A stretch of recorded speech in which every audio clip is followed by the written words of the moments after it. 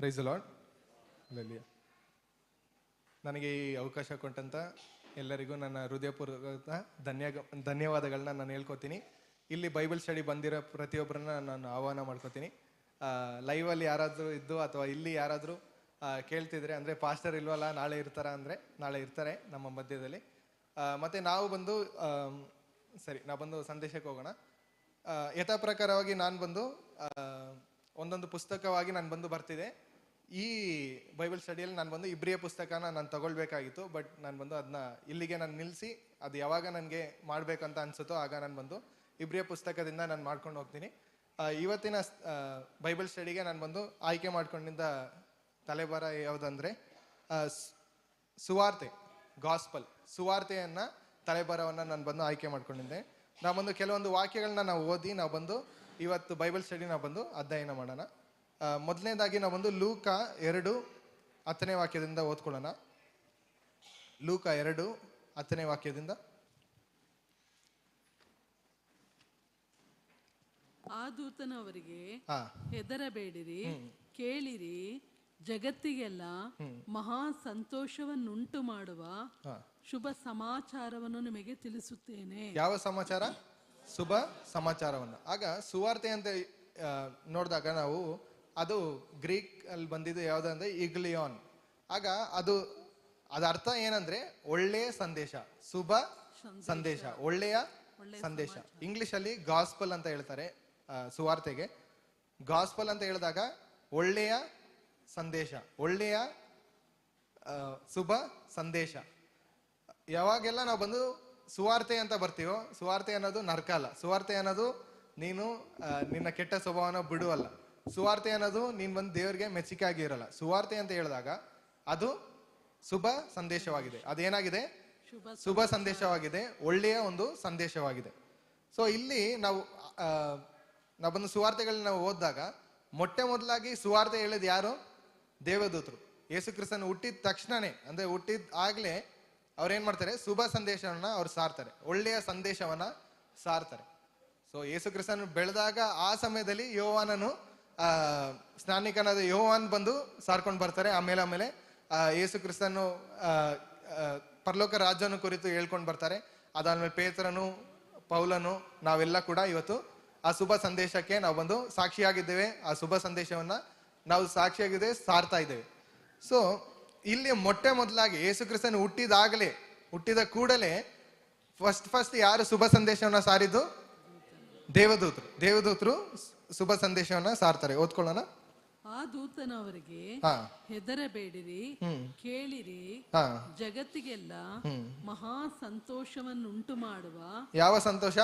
ಮಹಾ ಸಂತೋಷವನ್ನ. ಈ ಶುಭ ಸಂದೇಶ ಏನ್ ಮಾಡ್ತಾ ಇದೆ ಅಂದ್ರೆ ಮಹಾ ಸಂತೋಷವನ್ನ ಕೊಡುವಂತದ್ದಾಗಿ.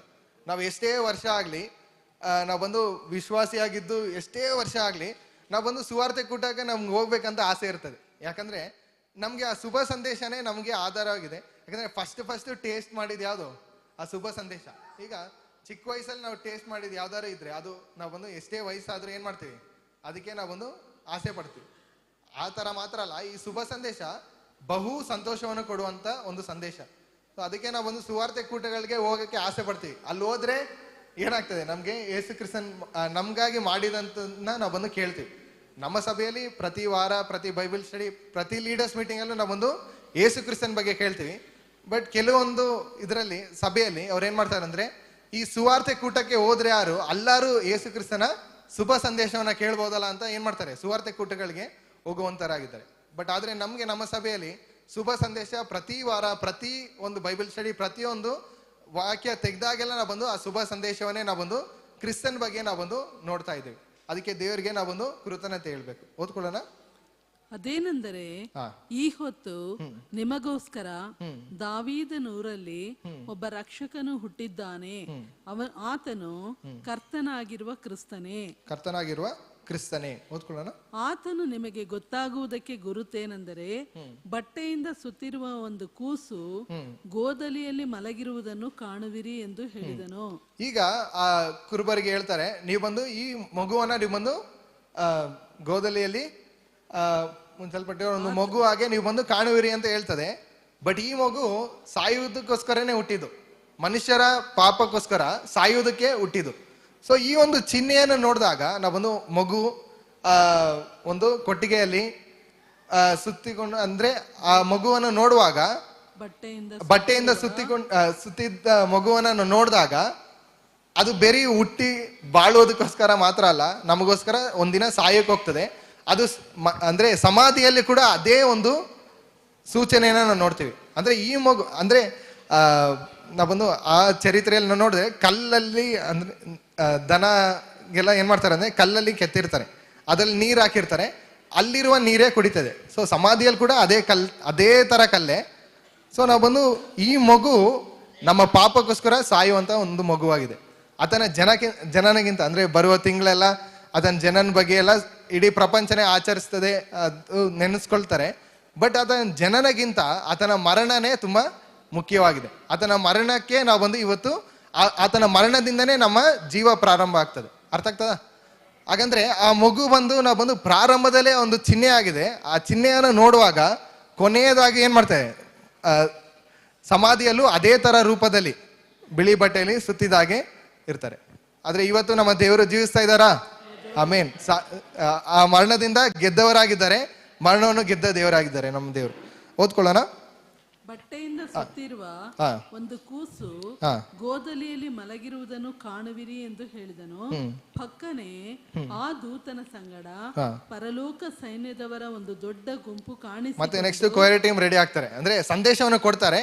ಅದಾದ್ಮೇಲೆ ಇನ್ನೂ ಸ್ವಲ್ಪ ದೇವದೂತರು ಏನ್ ಮಾಡ್ತಾರೆ, ಒಂದು ಆಡಿನ ಒಂದು ಗುಂಪು ಅವ್ರು ಏನ್ ಮಾಡ್ತಾರೆ ಅಂತ ನೋಡ್ಕೊಳ್ಳೋಣ, ಓದ್ಕೊಳ್ಳೋಣ. ಲೋಕಗಳಲ್ಲಿ ದೇವರಿಗೆ ಮಹಿಮೆ, ಭೂಲೋಕದಲ್ಲಿ ಮನುಷ್ಯರೊಳಗೆ ಸಮಾಧಾನ. ಅಂದ್ರೆ ದೇವರು ಸಮಾಧಾನ ಪಡಿಸ್ಕೊಳ್ಳಕ್ಕೆ ಆತನ ಮಗನನ್ನ ಕಳಿಸಿದ್ದಾರೆ. ನಮಗೆ ಸಮಾಧಾನದ ಸೇವೆಯನ್ನು ಕೊಟ್ಟಿದ್ದಾರೆ. ಸತ್ಯವೇದದಲ್ಲಿ ಹೇಳ್ತಾರೆ ನಮಗೆ ಸಮಾಧಾನದ ಸೇವೆಯನ್ನು ಕೊಟ್ಟಿದ್ದಾರೆ. ಸೊ ಈಗ ಅಂದ್ರೆ ದೇವರು ಮನುಷ್ಯನ ಜೊತೆ ಸಮಾಧಾನ ಆಗ್ಬಿಟ್ರು, ಆ ಅಡ್ಡಗೋಡೆಯಾದ ಪಾಪವನ್ನ ತೆಗೆದು ಹಾಕ್ಬಿಟ್ರು. ಈಗ ಮನುಷ್ಯನ ಏನ್ ಮಾಡ್ಬೇಕು, ನಾವು ದೇವರೊಂದಿಗೆ ಸಮಾಧಾನ ಆಗ್ಬೇಕು. ಅರ್ಥ ಆಗ್ತದೆ? ದೇವರು ಈ ಲೋಕದ ಮೇಲೆ ಎಷ್ಟೋ ಪ್ರೀತಿಯನ್ನಿಟ್ಟು ತನ್ನ ಒಬ್ಬನೇ ಮಗನನ್ನು ಕಳಿಸಿ ಆಯ್ತು. ಆತನು ನಮಗಾಗಿ ಮರಣ ಹೊಂದಿ ಆಯ್ತು, ಪುನರ್ತಾನ ಹೊಂದಿ ಆಯ್ತು, ಇವತ್ತು ನಮ್ಗಾಗಿ ಜೀವಿಸ್ತಾ ಇದ್ದಾರೆ. ಬಟ್ ನಾವು ಏನಾಗ್ಬೇಕು, ಸಮಾಧಾನ ಆಗ್ಬೇಕು. ನಾವೆಲ್ಲ ಸಮಾಧಾನ ಪಡ್ಕೊಂಡಿದ್ದೇವೆ. ಬಟ್ ಈ ಭೂಲೋಕಕ್ಕೆ ನೋಡಿ ಹೇಳೋದು ನಮ್ಮ ಸಮಾಚಾರ ಏನಂದ್ರೆ, ದೇವ್ರು ನಿನ್ನ ಜೊತೆ ಸಮಾಧಾನ ಆಗ್ಬೇಕು, ದೇವ್ರು ಬಂದು ನಿನ್ನ ಏನು ಸಮಾಧಾನ ಆಗ್ಬೇಕು ಅಂತಲ್ಲ, ದೇವ್ರು ಕ್ಷಮಿಸಿದ್ದಾರೆ, ದೇವರು ಸಮಾಧಾನವಾಗಿದ್ದಾರೆ, ದೇವರು ಕ್ಷಮಾಪಣೆನ ಅನುಗ್ರಹಿಸಿ ಕೊಟ್ಟಿದ್ದಾರೆ. ಈಗ ಏನ್ ಮಾಡ್ಬೇಕು, ಮನುಷ್ಯರಾಗಿರೋ ನಾವು ಆ ಸಮಾಧಾನಕ್ಕೆ ಅಂದ್ರೆ ಪಾತ್ರರು ಅಂತ ಹೇಳಿದಾಗ ನಾವು ಒಳ್ಳೆತನದಿಂದಲ್ಲ, ನಂಬಿಕೆಯಿಂದ ನಾವೇನ್ ಮಾಡ್ಬೇಕು, ದೇವರು ನನ್ನ ಪಾಪವನ್ನ ಕ್ಷಮಿಸಿದ್ದಾರೆ, ನನ್ನಲ್ಲಿ ಪ್ರೀತಿಯಾಗಿದ್ದಾರೆ, ನನ್ನಲ್ಲಿ ಸಮಾಧಾನವಾಗಿದ್ದಾರೆ ಅಂತ ಏನ್ ಮಾಡ್ಬೇಕು, ಮನುಷ್ಯನು ಅಂಗೀಕರಿಸ್ಕೋಬೇಕು. ಅದನ್ನೇ ನಂಬಿಕೆ ಅಂತ ಹೇಳೋದು. ಸೊ ನಂಬಿಕೆ ಅಂತ ನೋಡಿದಾಗ ಈಗ ನಾನು ಈ ಡೈರಿ ಮೇಲೆ ನಂಬಿಕೆ ಇಡ್ಬೋದು, ಆಯ್ತಾ, ಮತ್ತೆ ಈ ಗ್ಲಾಸ್ ಮೇಲೆ ನಂಬಿಕೆ ಇಡ್ಬೋದು, ಈ ಸ್ಪೀಕರ್ ಮೇಲೆ ನಂಬಿಕೆ ಇಡ್ಬೋದು. ಸೊ ಅದರದ್ದು ಕೆಲಸ, ನಾನು ಈ ಸ್ಪೀಕರ್ ನಂಬಿದ್ರೆ ಅದ್ರ ಕೆಲಸ ಅದು ಮಾಡ್ತದೆ. ಈ ಗ್ಲಾಸ್ನ ನಂಬಿಕೆ ಇಟ್ರೆ ಈ ಗ್ಲಾಸ್ ಕೆಲಸ ಮಾಡ್ತದೆ, ಆಯ್ತಾ. ನಾನು ಬಂದು ಈ ಡೈರಿಯನ್ನ ನಂಬಿದ್ರೆ ಇದ್ರ ಕೆಲಸ ಮಾಡ್ತದೆ. ಬಟ್ ನಾನು ಯೇಸುವನ್ನ ನಂಬಿದಾಗ ಆತನು ರಕ್ಷಕನಾಗಿದ್ದಾನೆ, ಅದೇ ರಕ್ಷಣೆಗೆ ಬಲ ಸಾಮರ್ಥ್ಯವಾಗಿದೆ. ಸೊ ನಾವು ಯೇಸು ಕ್ರಿಸ್ತನ ನಂಬಿದಾಗ ಒಂದು ವ್ಯಕ್ತಿಯನ್ನ ನಂಬಿದಾಗೆ ಅಲ್ಲ, ನೀವು ಒಂದು ವ್ಯಕ್ತಿನ ನಂಬಿ, ಯಾಕಂದ್ರೆ ಮನುಷ್ಯನ ಸ್ವಭಾವ ನಾವು ನಂಬ್ತೀವಿ, ಹೌದಾ ಇಲ್ವಾ? ನಾವು ಎಲ್ಲವನ್ನು ನಂಬಿನೇ ನಾನು ಬಂದು ಇಲ್ಲಿ ನಿಂತಿದ್ದೇನೆ, ನಂಬಲಿಲ್ಲ ಅಂತ ನಾನು ಬಂದು ಇಲ್ಲಿ ನಿಲ್ತಾ ಇರಲಿಲ್ಲ. ಸೊ ನಾವು ಯೇಸು ಕ್ರಿಸ್ತನ ಮೇಲೆ ನಂಬಿಕೆ ಇಟ್ಟಾಗ ಆತನ ಕೃಪೆಯಿಂದಲೇ ನಾವು ರಕ್ಷಣೆ ಹೊಂದಿದ್ದೇವೆ. ಬಟ್ ನಮ್ಮ ನಂಬಿಕೆಯಿಂದ, ಅರ್ಥ ಆಗ್ತದೆ? ಅಂದ್ರೆ ನಾವು ಎಲ್ಲವನ್ನ ಆಧಾರ ಮಾಡ್ಕೊಳ್ತೀವಿ, ಆದ್ರೆ ಯೇಸು ಕ್ರಿಸ್ತನ ನಾವು ಆಧಾರ ಮಾಡ್ಕೊಂಡ್ರೆ ಆತನ ಕೃಪೆಯಿಂದಲೇ ನಾವು ಏನಾಗಿದ್ದೇವೆ, ರಕ್ಷಣೆ ಹೊಂದದವರಾಗಿದೆ. ಯಾಕಂದ್ರೆ ಯೇಸು ಅಂದ್ರೆ ಏನು, ತನ್ನ ಜನರನ್ನು ಪಾಪದಿಂದ ಬಿಡಿಸಿ ಕಾಯುವಾತನು. ಸೊ ಆತನ ಮೇಲೆ ನಾವು ನಂಬಿಕೆ ಇಟ್ರೆ ಆತನೇ ನಮ್ಮನ್ನು ಬಿಡಿಸಿ ಕಾಯುವಾತನಾಗಿದ್ದಾನೆ, ಅದಕ್ಕೆ ಆತನು ಶಕ್ತನಾಗಿದ್ದಾನೆ. ಆತನ ಮೇಲೆ ನಾವು ನಂಬಿಕೆ ಇಟ್ರೆ ಅದು ನಮಗೆ ಅನ್ವಯ ಆಗುತ್ತೆ. ಈ ಗ್ಲಾಸ್ನ ನಂಬಿದ್ರೆ ಅದ್ರ ಕೆಲಸ ಅದು ಮಾಡ್ತದೆ. ಸೊ ನಾನು ಯೇಸುವಿನ ನಂಬಿದ್ರೆ ನಾವು ಗ್ಲಾಸ್ ನಂಬಿದಾಗೆಲ್ಲ, ಒಂದು ಮನುಷ್ಯನನ್ನ ನಂಬಿದಾಗೆಲ್ಲ, ಆತನ ಮಾಡೋ ಕೆಲಸ ಯಾವುದು, ರಕ್ಷಿಸುವಂಥದ್ದೇ ಆತನ ಕೆಲಸ. ಯಾಕಂದ್ರೆ ನಾವು ನಮ್ಮನ್ನ ರಕ್ಷಿಸ್ಕೊಳ್ಳೋಕೆ ಆಗೋದಿಲ್ಲ. ಅನೇಕ ಸಲ ನಾವು ಅನ್ನೋದು ನನಗೆ ಇತ್ತೀಚೆಗೆ ಅನಿಸ್ತಿದೆ, ಅಂದ್ರೆ ನಮ್ಮ ಕುಟುಂಬಕ್ಕಾಗಿ ಹೆಂಗಾರು ನಾವು ಪ್ರಾರ್ಥನೆ ಮಾಡಿ ಅವ್ರನ್ನ ರಕ್ಷಿಸ್ಬೇಕು ಅಂತ ಅನ್ಕೋತೀವಿ. ರಕ್ಷಣೆ ಹೊಂದಿದ್ರು ಆ ಒಂದು ಮಗಳನ್ನ ಅಥವಾ ಗಂಡನ ಹೆಂಡತಿಯನ್ನ ನಾವೇನ್ ಮಾಡ್ತೀವಿ, ಹೆಂಗಾರು ದೇವರೇ ಅವ್ರನ್ನ ರಕ್ಷಿಸು, ಪಾಪದಿಂದ ರಕ್ಷಿಸು, ಅಥವಾ ನಾವೇ ಪ್ರಯತ್ನ ಮಾಡ್ತೀವಿ ಹೆಂಗಾರು ಅವ್ರನ್ನ ರಕ್ಷಣೆ ಮಾಡಬೇಕು ಅಂತ ಪ್ರಯತ್ನ ಮಾಡ್ತೀವಿ, ಹೌದಾ ಇಲ್ವಾ? ಬಟ್ ಆದ್ರೆ ಒಂದು ಗೊತ್ತಾ, ನಾವು ಬಂದು ನಮ್ಮನ್ನೇ ನಾವು ಏನ್ ಮಾಡಕ್ ಆಗೋದಿಲ್ಲ, ರಕ್ಷಿಸ್ಕೊಳಕ್ ಆಗೋದಿಲ್ಲ. ಅದು ಒಪ್ಕೋಬೇಕು ನಾವು. ಆಯ್ತಾ? ನಾವು ಪ್ರಾರ್ಥನೆ ಮಾಡುವಾಗ್ಲೂ ರಕ್ಷಿಸಿ ಅಂತ ಹೇಳಿದಾಗ ನಮ್ಗೆ ಗೊತ್ತಿರ್ಬೇಕು, ನಮ್ಮನ್ನೇ ನಾವು ಏನ್ ಮಾಡಕ್ ಆಗೋದಿಲ್ಲ, ರಕ್ಷಿಸ್ಕೊಳಕ್ ಆಗೋದಿಲ್ಲ. ನಾವು ಹೆಂಗೆ ನಮ್ಮ ಕುಟುಂಬವನ್ನ ರಕ್ಷಣೆ ಕೊಡಕ್ ಆಗುತ್ತೆ? ನಾವು ರಕ್ಷಣೆ ಕೊಡಕ್ ಆಗುತ್ತಾ? ಆ ರಕ್ಷಕನ ಬಗ್ಗೆ ನಾವು ಏನ್ ಮಾಡ್ಬೇಕು, ಹೇಳ್ಬೇಕು, ತಿಳ್ಕೋಬೇಕು. ಮತ್ತೆ ನಾವು ಬಂದು ಹೇಳಿದಾಗ ಅವ್ರು ಬಂದು ನಮ್ದಾಗ ದೇವರು ಅವ್ರನ್ನ ಏನ್ ಮಾಡ್ತಾರೆ, ರಕ್ಷಿಸ್ತಾರೆ. ಯಾಕಂದ್ರೆ ನಾವು ಬಂದು ಅವ್ರಿಗಾಗಿ ಸತ್ತಿಲ್ಲ. ನಮ್ಮ ರಥ ಏನಾಗಿದೆ, ಪಾಪದಲ್ಲಿದೆ. ನಾವು ಬಂದು ಪುನರ್ತನ ಹೊಂದಿಲ್ಲ ಅವ್ರಿಗೋಸ್ಕರ. ಯಾರು ಅವ್ರಿಗೆ ಜೀವ ಕೊಟ್ಟಿದ್ದು? ಏಸು. ಸೊ ಏಸು ಅಂದ್ರೆ ರಕ್ಷಕನು, ನಾವು ರಕ್ಷಕನಲ್ಲ. ನಾವೇ ನಮ್ಮನ್ನ ರಕ್ಷಿಸ್ಕೊಳ್ಳೋಕೆ ಅಸಾಧ್ಯ. ಸೊ ನಾವು ಬಂದು ಆತನ ಮೇಲೆ ಆಧಾರಗೊಂಡಿದ್ದವರಾಗಿದ್ದೇವೆ. ರೋಮಪುರದವರಿಗೆ ಬರೆದ ಪತ್ರಿಕೆ 1:1, ರೋಮರು 1ನೇ ಅಧ್ಯಾಯ 1ನೇ ವಾಕ್ಯ ಓದ್ಕೊಳ್ಳೋಣ. 1ನೇ ಅಧ್ಯಾಯ. ಕ್ರಿಸ್ತನ ದಾಸನು, ಅಪೊಸ್ತಲನಾಗುವುದಕ್ಕೆ ಕರೆಯಲ್ಪಟ್ಟವನು, ದೇವರ ಸುವಾರ್ತೆಯನ್ನು ಸಾರುವುದಕ್ಕೆ ನೇಮಿಸಲ್ಪಟ್ಟವನೂ ಆಗಿರುವ. ಅಂದ್ರೆ ಪೌಲ್ ಹೇಳ್ತಾನೆ, ನಾನು ಕರ್ತನ ಸೇವಕನಾಗಿದ್ದೇನೆ, ಮತ್ತೆ ನಾನು ಬಂದು ಅಪೊಸ್ತಲನಾಗಿದ್ದೇನೆ. ಅಪೊಸ್ತಲನ್ ಅಂತ ಹೇಳಿದ್ರೆ ಕಳಿಸಲ್ಪಟ್ಟವನು. ಅಪೊಸ್ತಲ್ ಅಂದ್ರೆ ಏನು? ಕಳಿಸಲ್ಪಟ್ಟವನು ಅಂತ ಅರ್ಥ ಅಪೊಸ್ತಲ್ ಅಂದ್ರೆ. ಅದು ಪದವಾಗಿದೆ. ಈಗ ಕಳಿಸಲ್ಪಟ್ಟವನು ಅಂತ ಪದ ಇದೆ ಅನ್ಕೊಳ್ಳಿ. ಸೊ ನೀವು ಬಂದು ಇಂಗ್ಲೀಷಲ್ಲಿ ಹೇಳಿದ್ರೆ ಇಂಗ್ಲಿಷ್ ಅವ್ರಿಗೆ ಅದು ಅಪೋಸ್ತಲ್ ತರ ಕಾಣ್ಬೋದು, ಬಟ್ ನಮಗೆ ಕಳಿಸಲ್ಪಟ್ಟವನು. ಅರ್ಥ ಆಗ್ತದ? ಇಲ್ಲಿ ಗ್ರೀಕಲ್ಲಿ ಅಪೋಸ್ತಲ್ ಅಂದ್ರೆ ಕಳಿಸಲ್ಪಟ್ಟವನು ಅಷ್ಟೇ, ಅದೇನು ದೊಡ್ಡ ಪದ ಅಲ್ಲ, ಕಳಿಸಲ್ಪಟ್ಟವನು. ಸೊ ಅಲ್ಲಿ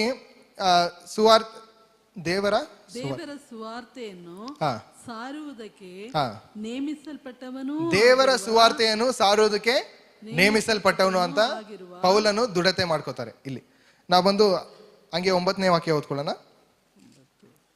ಇಲ್ಲಿ ನಾವು ನೋಡ್ತೀವಿ ದೇವರ ಸುವಾರ್ತೆ ಅಂತ ಇದೆ. 9ನೇ ವಾಕ್ಯದಲ್ಲಿ ಓದ್ಕೊಳ್ಳೋಣ.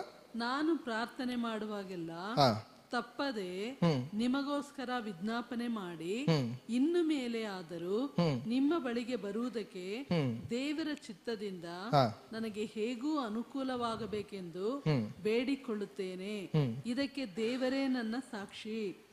8ನೇ ವಾಕ್ಯ, ಗಾಸ್ಪಲ್ ಆಫ್ ಹಿಸ್ ಸನ್. ಮೊದಲನೆಯದು ಮಗನ ಸುವಾರ್ತೆ. ಸೊ ಎಷ್ಟನೇ ವಾಕ್ಯದಲ್ಲಿ ಓದ್ಕೊಳ್ಳೋಣ. 9. ಆತನ ಮಗನ ಸುವಾರ್ತೆ. ಈಗ ರೋಮರ್ 1:1 ಹೇಳ್ತದೆ ದೇವರ ಸುವಾರ್ತೆ. ಅದ್ಯಾವುದು? ಮಗನ ಸುವಾರ್ತೆ. ಸುವಾರ್ತೆ ಅಂತ ಹೇಳಿದಾಗ ನಮ್ಗೆ ಸುವಾರ್ತೆ ಅಂದ್ರೆ ಏನು ಅಂತ ಗಲಿಬಿಲಿ ಆಗ್ಬೋದು. ಸುವಾರ್ತೆ ಅಂದ್ರೆ ಶುಭ ಸಂದೇಶ. ಸುವಾರ್ತೆ ಅಂದ್ರೆ ಒಳ್ಳೆಯ ಸಂದೇಶ, ಶುಭ ಸಂದೇಶವಾಗಿದೆ. ನಾವು ಬಂದು ಇಲ್ಲಿ ಸುವಾರ್ತೆಯನ್ನ ನಾವು ಬಂದು 4 ಹೋಲಿಕೆಗೆ ನಾವು ನೋಡ್ಕೊಳ್ಳೋಣ. ಇವಾಗ ಸ್ಟೇನ್ಸ್ ಅಂತ ಹೇಳಿದ್ರೆ, ಸ್ಟೇನ್ಸ್ ಬಂದು ಅಂದ್ರೆ ಒಂದ್ ಕಡೆ ಅಂದ್ರೆ ಸ್ಕೂಲ್ ಬಂದು ಇಲ್ಲಿ ಓದ್ದ ಆಯ್ತಾ. ಆಮೇಲೆ ಸ್ಟೇನ್ಸ್ ಅಂದ್ರೆ ಆತನು ಈ ಕಾಲೇಜಲ್ಲಿ ಡಿಗ್ರಿ ಮಾಡಿದ, ಅಥವಾ ಸ್ಟೇನ್ಸ್ ಅಂದ್ರೆ ಇಲ್ಲಿ ಒಂದು ಆ ಥರ ಇರ್ತದಲ್ವಾ. ಸೊ ಸ್ಟೇನ್ಸ್ ಅಂದ್ರೆ ಇದು ಅಂತ ಅರ್ಥ ಇರುತ್ತೆ. ಸೊ ಸುವಾರ್ತೆಯನ್ನ ನಾವು ಬಂದು ಎಲ್ಲವನ್ನೂ ಪರಿಪೂರ್ಣವಾಗಿ ಹೇಳಕ್ಕಾಗೋದಿಲ್ಲ. ಸೊ ಸುವಾರ್ತೆ ಅಂದ್ರೆ ಕೃಪೆ, ಸುವಾರ್ತೆ ಅಂದ್ರೆ ಬೆಳಕು, ಸುವಾರ್ತೆ ಅಂದ್ರೆ ಸಮಾಧಾನ, ಸುವಾರ್ತೆ ಅಂದ್ರೆ ಸತ್ಯ ಎಂಬ 4 ಅಡಿಪಾಯದಲ್ಲಿ ನಾವು ಬಂದು ಇವತ್ತು ವಾಕ್ಯಗಳನ್ನ ನೋಡ್ಕೊಳ್ಳೋಣ. ನಾವು ಅಧ್ಯಯನ ಮಾಡ್ತೀವಿ ಅಷ್ಟೇ. ಸೊ ಈ 4 ವಾಕ್ಯಗಳನ್ನ ನಾವು ಬಂದು ಅಂದ್ರೆ ಸುವಾರ್ತೆ ಕೃಪೆಯಾಗಿದೆ, ಸುವಾರ್ತೆ ಬಂದು ಬೆಳಕಾಗಿದೆ, ಸುವಾರ್ತೆ ಸಮಾಧಾನವಾಗಿದೆ, ಸುವಾರ್ತೆ ಸತ್ಯವಾಗಿದೆ. Thank you. ನಾವು ಬಂದು ಅಪೊಸ್ತಲರ ಕೃತ್ಯಗಳು 20-24ನೇ ವಾಕ್ಯ ಓದ್ಕೊಳ್ಳೋಣ. ಅಪೊಸ್ತಲರ ಕೃತ್ಯಗಳು 20ನೇ ಅಧ್ಯಾಯ 24ನೇ ವಾಕ್ಯ. ಆದರೆ ಪ್ರಾಣವನ್ನು ಉಳಿಸಿಕೊಳ್ಳುವುದೇ ವಿಶೇಷವೆಂದು ನಾನು ಎಣಿಸುವುದಿಲ್ಲ. ದೇವರ ಕೃಪೆಯ ವಿಷಯವಾದ ಸುವಾರ್ತೆ, ದೇವರ ಕೃಪೆಯ ವಿಷಯವಾದ ಸುವಾರ್ತೆ. ಇಲ್ಲಿ ಹೇಳ್ತಾರೆ, ನನ್ನ ಪ್ರಾಣವನ್ನು ನಾನು ಬಂದು ಕಾಪಾಡಿಕೊಳ್ಳಕ್ಕೆ ನಾನು ಬಂದು ಅಂದ್ರೆ ಆಸಕ್ತಿ ಇಲ್ಲ, ಅದರಲ್ಲೇ ನನ್ನ ಮನಸ್ಸಿಲ್ಲ. ಆದ್ರೆ ಓದ್ಕೊಳ್ಳೋಣ. ವಿಶೇಷವೆಂದು ನಾನು ಎಣಿಸುವುದಿಲ್ಲ, ದೇವರ ಕೃಪೆಯ ವಿಷಯವಾದ ಸುವಾರ್ತೆಯನ್ನು ಆಸಕ್ತಿಯಿಂದ ಪ್ರಕಟಿಸಬೇಕೆಂಬುದಾಗಿ ಕರ್ತನಾದ ಯೇಸುವಿನಿಂದ ನಾನು ಹೊಂದಿರುವ ಸೇವೆ ಎಂಬ ಓಟವನ್ನು ಕಡೆಗಾಣಿಸುವುದೊಂದೇ ನನ್ನ ಅಪೇಕ್ಷೆ. ಸೊ ಇಲ್ಲಿ ಹೇಳ್ತಾರೆ, ಆ ಕೃಪೆಯ ಸತ್ಯವನ್ನ ನಾನು ಸಾರುವುದಕ್ಕೆ ಕೃಪೆಯ ವಿಷಯ, ದೇವರ ಕೃಪೆಯ ವಿಷಯವಾದ ಸುವಾರ್ತೆಯನ್ನು ಆಸಕ್ತಿಯಿಂದ ಇಲ್ಲಿ ಹೇಳ್ತಾರೆ, ಆಸಕ್ತಿಯಿಂದ ನಾನು ಒಂದು ಪ್ರಕಟಣೆ ಮಾಡ್ತೇನೆ. ಯಾವುದನ್ನ? ದೇವರ ಕೃಪೆಯಾದ ಸುವಾರ್ತೆ. ಸುವಾರ್ತೆ ಏನಾಗಿದೆ? ದೇವರ ಕೃಪೆಯಾಗಿದೆ, ಕೃಪೆಯ ಸುವಾರ್ತೆ ಆಗಿದೆ. ಸೊ ಇಂಗ್ಲಿಷ್ ಅಲ್ಲಿ ಗಾಸ್ಪಲ್ ಆಫ್ ಗ್ರೇಸ್ ಅಂದ್ರೆ ಕೃಪೆಯ ಸುವಾರ್ತೆ, ಕೃಪೆಯ ಸುವಾರ್ತೆ. ಇದನ್ನ ನಾನು ಬಂದು ಆಸಕ್ತಿಯಿಂದ ನಾನು ಬಂದು ಹೇಳ್ಕೊತೀನಿ. ಯಾಕಂದ್ರೆ ಈತನು ಆ ಕೃಪೆಯನ್ನ ಹೊಂದಿಕೊಂಡವನಾಗಿದ್ದಾನೆ. ಅಂದ್ರೆ ಪೌಲನು ಈ ಕೃಪೆಯನ್ನ ಏನ್ ಮಾಡಿದ್ದಾರೆ, ಹೊಂದಿಕೊಂಡವರಾಗಿದ್ದಾರೆ. ಅದಕ್ಕೋಸ್ಕರ ಮತ್ತೊಬ್ರಿಗೆ ಏನ್ ಮಾಡ್ಬೇಕು, ಈ ಕೃಪೆಯನ್ನ ಸಾರಬೇಕು ಅಂತ ಏನ್ ಮಾಡ್ತಾರೆ, ಅಪೇಕ್ಷಿಸ್ತಾರೆ. ಅದಕ್ಕಾಗಿ ಓಡ್ತಾರೆ. ಅವ್ರಿಗೆ ನೇಮಿಸಲ್ಪಟ್ಟ ಓಟವನ್ನ ಅವ್ರು ಓಡ್ತಾರೆ. ಸೊ ಇಲ್ಲಿ ನೋಡ್ತೇವೆ, ಸುವಾರ್ತೆ ಅನ್ನೋದು ಕೃಪೆಯಿಂದ ಆಗಿದ್ದು. ಸೊ ಇನ್ನೊಂದು ವಾಕ್ಯವನ್ನು ಓದ್ಕೊಳ್ಳೋಣ. ಎಫೆಸ 2:8 ಮತ್ತು 9ನೇ ವಾಕ್ಯ. ಎಫೆಸ 2:8 ಮತ್ತು 9ನೇ ವಾಕ್ಯ. ನಂಬಿಕೆಯ ಮೂಲಕ ಕೃಪೆಯಿಂದಲೇ ರಕ್ಷಣೆ ಹೊಂದಿದ್ದವರಾಗಿದ್ದೀರಿ. ನಂಬಿಕೆ ಮೂಲಕ ಕೃಪೆಯಿಂದಲೇ ಏನ್ ಮಾಡಿದ್ದೇವೆ, ರಕ್ಷಣೆ ಹೊಂದಿದವರಾಗಿದ್ದೇವೆ. ಅಂದ್ರೆ ಬೇರೆ ನಮ್ಮ ನಂಬಿಕೆಯಿಂದಲ್ಲ, ನಾವು ಅಲ್ಲಿ ಅನೇಕ ಕಾರ್ಯಗಳಲ್ಲಿ, ಅನೇಕ ಸಂಗತಿಯಲ್ಲಿ, ಅನೇಕ ವಸ್ತುಗಳಲ್ಲಿ ನಾವು ಬಂದು ನಂಬಿಕೆ ಇಡ್ತೀವಿ. ಬಟ್ ಅದೆಲ್ಲ ರಕ್ಷಿಸಕ್ಕೆ ಆಗೋದಿಲ್ಲ. ಬಟ್ ನಾವು ಕೃಪೆಯಲ್ಲಿ, ಕ್ರಿಸ್ತನಲ್ಲಿ ನಾವು ನಂಬಿಕೆ ಇಟ್ಟಿದ್ರಿಂದ ಅದು ನಮ್ಗೆ ರಕ್ಷಿಸಕ್ಕೆ ಬಲ ಸಾಮರ್ಥ್ಯವಾಗಿದೆ. ಅರ್ಥ ಆಗ್ತದ? ಯಾಕಂದ್ರೆ ಯೇಸು ಅಂದ್ರೆ ರಕ್ಷಕನು, ಯೇಸು ಅಂದ್ರೆ ತನ್ನ ಜನರನ್ನು ಪಾಪದಿಂದ ಬಿಡಿಸಿ ಕಾಯುವತನಾಗಿದ್ದಾನೆ. ಸೊ ಆತನ ಮೇಲೆ ನಾವು ನಂಬಿಕೆ ಇಟ್ರೆ ಆತನ ಕೆಲಸ ಅವ್ರು ಮಾಡ್ತಾರೆ. ಸೊ ಈಗ ನಾನು ಬಂದು ಫ್ಯಾನ್ ಅಲ್ಲಿ ನಂಬಿಕೆ ಇಟ್ರೆ ಅದ್ರ ಕೆಲಸ ಅದು ಮಾಡ್ತದೆ. ಮತ್ತೆ ರಕ್ಷಣೆ ಕೊಡೋಕ್ಕಾಗುತ್ತಾ? ಮನುಷ್ಯರಿಂದ ಕೊಡೋಕ್ಕಾಗುತ್ತಾ? ಮನುಷ್ಯರ ಮೇಲೆ ಇಟ್ರೆ ಬಟ್ ಅವ್ರ ಕೆಲಸ ಅವ್ರು ಮಾಡ್ತಾರೆ.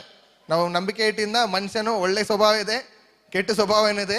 ಸೊ ಎರಡನ್ನೂ ನಾವು ಅನುಭವಿಸ್ತೇವೆ. ಬಟ್ ದೇವರೇನಾಗಿದ್ದಾರೆ, ಒಳ್ಳೆಯವರಾಗಿದ್ದಾರೆ. ಸೊ ಆತನ ಸ್ವಭಾವನ ನಾವು ಅನುಭವಿಸ್ಬೇಕಂದ್ರೆ ಆತನ ಮೇಲೆ ನಾವು ಏನ್ ಮಾಡ್ಬೇಕು, ನಂಬಿಕೆನ ನಾವು ಇಡಬೇಕು. ಸೊ ನಮ್ಮ ನಂಬಿಕೆ ಎಲ್ಲಾದ್ರ ಮೇಲೆ ಇಡ್ತೀವಿ. ಸೊ ದೇವ್ರ ಮೇಲೆ ನಾವು ಇಟ್ರೆ ಆತನ ಕೃಪೆಯಿಂದಲೇ ನಾವು ಏನಾಗಿದ್ದೇವೆ, ರಕ್ಷಣೆ ಹೊಂದಿದವರಾಗಿ ಇದ್ದೇವೆ. ಇನ್ನೊಂದ್ಸಲ ಓದ್ಕೊಳ್ಳೋಣ. ನಂಬಿಕೆಯ ಮೂಲಕ ಕೃಪೆಯಿಂದಲೇ ರಕ್ಷಣೆ ಹೊಂದಿದವರಾಗಿದ್ದೀರಿ. ಆ ರಕ್ಷಣೆಯು ನಿಮ್ಮಿಂದ ಉಂಟಾದದ್ದಲ್ಲ. ಯಾರಿಂದ ಉಂಟಾದದಲ್ಲ? ನಮ್ಮಿಂದ ಉಂಟಾದದಲ್ಲ. ಕೃಪೆ ಅಂತ ಹೇಳಿದ್ರೆ ಯಾವ ಒಂದು ನಮ್ಮ ಕಡೆಯಿಂದ ಯಾವ ಒಂದು ಒಳ್ಳೆತನ ಇಲ್ಲದೆ, ನಮ್ಮ ಕಡೆಯಿಂದ ಯಾವ ಒಂದು ಶ್ರಮೆ ಇಲ್ಲದೆ ದೇವರು ಉಚಿತವಾಗಿ ಕೊಡುವಂಥದ್ದೇ ಕೃಪೆ. ಮನುಷ್ಯನ ಕೃಪೆ ಅಂತ ಹೇಳಿದಾಗ ಅಂದ್ರೆ ಇವಾಗ ಗಿಫ್ಟ್ ಆಗಿರ್ಬೋದು, ಬಟ್ ಫ್ರೀ ಲಂಚ್ ಇಲ್ಲ. ಅಂದ್ರೆ ಇವಾಗ ಗಿಫ್ಟ್ ಆಗಿ ಏನೋ ಒಂದು ಕೊಡ್ಬೋದು, ಬಟ್ ಮುಂಚೆ ಏನೋ ಬೇಕು ಅನ್ನೋದಕ್ಕೋಸ್ಕರ ಅಥವಾ ಮುಂಚೆ ಏನೋ ಒಂದು ಮಾಡಬೇಕು. ಯಾಕಂದ್ರೆ ನಾನು ಇವಾಗ ನಿಮ್ಗೆ ಗಿಫ್ಟ್ ಕೊಟ್ಟಿದ್ದೇನೆ, ಮುಂಚೆ ನೀವು ಅದಕ್ಕಿಂತ ಮುಯ್ಯಾಗಿ ಸೇಡಾಗಿ ಅದಕ್ಕೆ ಇನ್ನೂ ಹೆಚ್ಚಾಗಿ ನೀವು ಮಾಡಬೇಕು. ಬಟ್ ದೇವ್ರಿಗೆ ಹಂಗಲ್ಲ. ದೇವ್ರು ಮಾಡಿದ ಕೃಪೆ ನಮ್ಮ ಹತ್ರ ಒಂದೇ ಒಂದು ಯಾವುದೇ ಸ್ವಲ್ಪ ಕೂಡ ಎದುರು ನೋಡುವಿಕೆ ಇಲ್ಲದೆ ನಾವು ರಕ್ಷಣೆ ಹೊಂದಿ ಕೂಡ ನಾವು ಹಳೆಯ ಸ್ವಭಾವದಲ್ಲಿ ನಾಶ ಆದ್ರು ದೇವ್ರಿಗೆ ಅದು ಗೊತ್ತಿದ್ರು ದೇವರು ನಮ್ಮನ್ನ ಅಳತೆ ಇಲ್ಲದೆ ಪ್ರೀತಿ ಮಾಡ್ತಾರೆ. ಅರ್ಥ ಆಗ್ತದ? ಅಂದ್ರೆ ಆತನ ಕೃಪೆ ಅಷ್ಟು ಅಪಾರವಾಗಿದೆ. ಅಂದ್ರೆ ನಾನು ಬಂದು ಕೆಟ್ಟವನಾಗಿದ್ದೇನೆ, ನಾನು ಕೆಟ್ಟವನಾಗಿದ್ದೇನೆ, ಪಾಪದಲ್ಲಿ ಬಿದ್ದಿದ್ದೇನೆ. ಸೊ ದೇವ್ರು ನನಗೆ ರಕ್ಷಣೆ ಕೊಡ್ತಾರೆ, ಸುವಾರ್ತೆಯ ಮೂಲಕ ನನಗೆ ರಕ್ಷಣೆ ಕೊಡ್ತಾರೆ. ನಾನು ಪುನಃ ಪಾಪದಲ್ಲಿ ಬೀಳ್ತೇನೆ, ಮುಂಚೆ ಇದ್ದ ತನಕ ಇನ್ನೂ ನಾಶನ ಜೀವಿತದಲ್ಲಿ ನಾನು ಬಂದು ನಡಿತೀನಿ ಅಂತ ಗೊತ್ತಿದ್ರು ದೇವ್ರು ನನಗೆ ಇನ್ನೂ ಪ್ರೀತಿಯಾಗಿದ್ದಾರೆ. ಆ ಎಲ್ಲಾ ಸಮಯದಲ್ಲಿ ನನ್ನಲ್ಲಿ ಪ್ರೀತಿಯಾಗಿ, ಅದೇ ದೇವರ ಕೃಪೆ. ಅರ್ಥ ಆಗ್ತದ? ನಾವು ಬಂದು ರಕ್ಷಣೆ ಹೊಂದಿದ ತಕ್ಷಣ ನಮ್ಮ ಸ್ವಭಾವ ಮಾರೋದು, ನಾವು ಬದಲಾಗೋದು ಯಾರಿಗೋಸ್ಕರ? ನಮಗೋಸ್ಕರ. ದೇವ್ರಿಗೆ ಏನು ಕೂಡಿಸೋದಿಲ್ಲ, ಕಡಿಮೆ ಮಾಡೋದಿಲ್ಲ. ಹೇಳಕ್ ಹೋದ್ರೆ ಆತನ ಪ್ರೀತಿ ಬಲಹೀನತೆಯಲ್ಲಿ ಆತನ ಪ್ರೀತಿ ಇನ್ನೂ ಪ್ರಕಟ ಆಗ್ತದೆ. ಅಂದ್ರೆ ಕತ್ತಲೆಯಲ್ಲಿ ಹೆಂಗೆ ಆತನ ಬೆಳಕು ತುಂಬಾ ಹೆಚ್ಚಾಗಿ ಪ್ರಕಟ ಆಗ್ತದೋ ಆ ಥರ ನಮ್ಮ ಬಲಹೀನತೆಯಲ್ಲಿ, ನಮ್ಮ ಕೆಟ್ಟತನದಲ್ಲಿ ನಾವು ಇನ್ನೂ ಪಾಪಿಗಳಾಗಿದ್ದಾಗ ದೇವ್ರು ಏನ್ ಮಾಡಿದ್ದಾರೆ, ನಮ್ಮನ್ನ ರಕ್ಷಿಸಿದ್ದಾರೆ. ಸೊ ದೇವರು ನಾವು ಒಳ್ಳೆಯವರಾಗ್ಬಿಡ್ತೀವಿ, ಅವತ್ತು ತನಗಾಗಿ ಸೇವೆ ಮಾಡ್ಬಿಡ್ತೀವಿ, ಅದಕ್ಕೋಸ್ಕರ ನಮಗೆ ರಕ್ಷಣೆ ಕೊಟ್ಟಿಲ್ಲ. ಸತ್ಯವಾಗ್ಲೂ ಹೇಳ್ತೀನಿ, ದೇವರು ಅದಕ್ಕಾಗಿ ನಮಗೆ ರಕ್ಷಣೆ ಕೊಟ್ಟಿಲ್ಲ. ದೇವರು ಇವಾಗ್ಲೂ ನಾವು ಕೆಟ್ಟೋದ್ರು ದೇವ್ರು ಇನ್ನೂ ಕೃಪೆಯಾಗಿದ್ದಾರೆ. ನಾವು ರಕ್ಷಣೆ ಹೊಂದಕ್ಕಿಂತ ಮುಂಚೆಕ್ಕಿಂತ ನಾವು ಬಂದು ಪಾಪದಲ್ಲಿ ದರಿದ್ರದೆಲ್ಲ ಬಂದು ಮೋಸ ಆಗಿ ಗೊತ್ತಿದ್ರು, ನೀವು ಬಂದು ಆ ಥರ ಯೋಚನೆ ಮಾಡ್ತಿದ್ದೀರಾ ಅಂತ ಗೊತ್ತಿದ್ರು ದೇವ್ರು ಇನ್ನೂ ಕೃಪೆಯಾಗೇ ಇದ್ದಾರೆ. ಯಾಕಂದ್ರೆ ಅದು ನೀವು ಬಂದು ಇದು ದೇವರ ದೂಷಣೆ ಮಾಡ್ತಾ ಇದೆ ಅಂತ ಅನ್ಕೋಬೇಡಿ. ಯಾಕಂದ್ರೆ ಕೃಪೆ ಅಂದ್ರೆ ಅದೇನೆ. ಯಾವ ಒಂದು ಅರ್ಹತೆ ಇಲ್ಲದೆ, ಯಾವ ಒಂದು ಎಕ್ಸ್ಪೆಕ್ಟೇಷನ್ ಇಲ್ಲದೆ, ನಿಮ್ಮ ಕಡೆಯಿಂದ ಯಾವ ಒಂದು ಎದುರು ನೋಡುವಿಕೆ ಇಲ್ಲದೆ ಆತನ ಕೃಪೆಯಾಗಿದೆ. ಅದಕ್ಕೆ ಆತನ ದೈವಿಕವಾದ ಪ್ರೀತಿ ಅಂತ ಹೇಳೋದು. ಮನುಷ್ಯನ ಪ್ರೀತಿ ಹೆಂಗಿದೆ ಅಂದ್ರೆ, ನಾನು ಬಂದು ಇವತ್ತು ಇವ್ರನ್ನ ಪ್ರೀತಿ ಮಾಡಿದ್ರೆ ದೊಡ್ಡವನಾದ್ರೆ ನನ್ನ ನೋಡ್ಕೋತಾರೆ, ಅದು ಮನುಷ್ಯನ ಪ್ರೀತಿ ಆಗಿರ್ಬೋದು, ಪರವಾಗಿಲ್ಲ, ಅದು ಮನುಷ್ಯನ ಪ್ರೀತಿ. ಬಟ್ ದೇವರ ಪ್ರೀತಿ ಆ ಥರ ಅಲ್ಲ. ಅಂದ್ರೆ ನಾನು ಬಂದು ಇವ್ರಿಗೆ ಪ್ರೀತಿಯಾಗಿದ್ರೆ, ಕರುಣೆ ಆಗಿದ್ರೆ ಅವರು ನನ್ನ ನಾಳೆ ಹೊಗಳ್ಬೋದು, ಜನರಿಗೆಲ್ಲ ಹೇಳ್ಬೋದು. ಅದಕ್ಕೋಸ್ಕರ ನಾನು ಬಂದು ಕೃಪೆಯಾಗಿರ್ತೀನಿ. ಅವ್ರ ಸ್ವಭಾವವನ್ನು ಬದಲಾಯಿಸ್ಬೇಕು, ಅದಕ್ಕೋಸ್ಕರ ನಾನು ಬಂದು ಆತನಲ್ಲಿ ಕೃಪೆಯಾಗಿದ್ದೇನೆ ಅಂತಲ್ಲ. ದೇವರು ಈಗಾಗಲೇ ನಾವು ಬಂದು ಇನ್ನೂ ಪಾಪಿಗಳಾಗಿದ್ದಾಗಲೇ ದೇವ್ರು ಏನು ಮಾಡಿದ್ದಾರೆ, ನಮ್ಮನ್ನ ಪ್ರೀತಿಸಿದ್ದಾರೆ. ಸೊ ಅಂತ ದೇವರು ಅಂದ್ರೆ ಯಾವ ಒಂದು ಎದುರು ನೋಡುವಿಕೆ ಇಲ್ಲದೆ, ನಿಜ ಹೇಳ್ತೀನಿ, ಒಂದೇ ಒಂದು ಸ್ವಲ್ಪ ಕೂಡ ಎದುರು ನೋಡುವಿಕೆ ಇಲ್ಲದೆ ದೇವ್ರು ನಮ್ಮನ್ನ ಪ್ರೀತಿಸ್ತಾರೆ.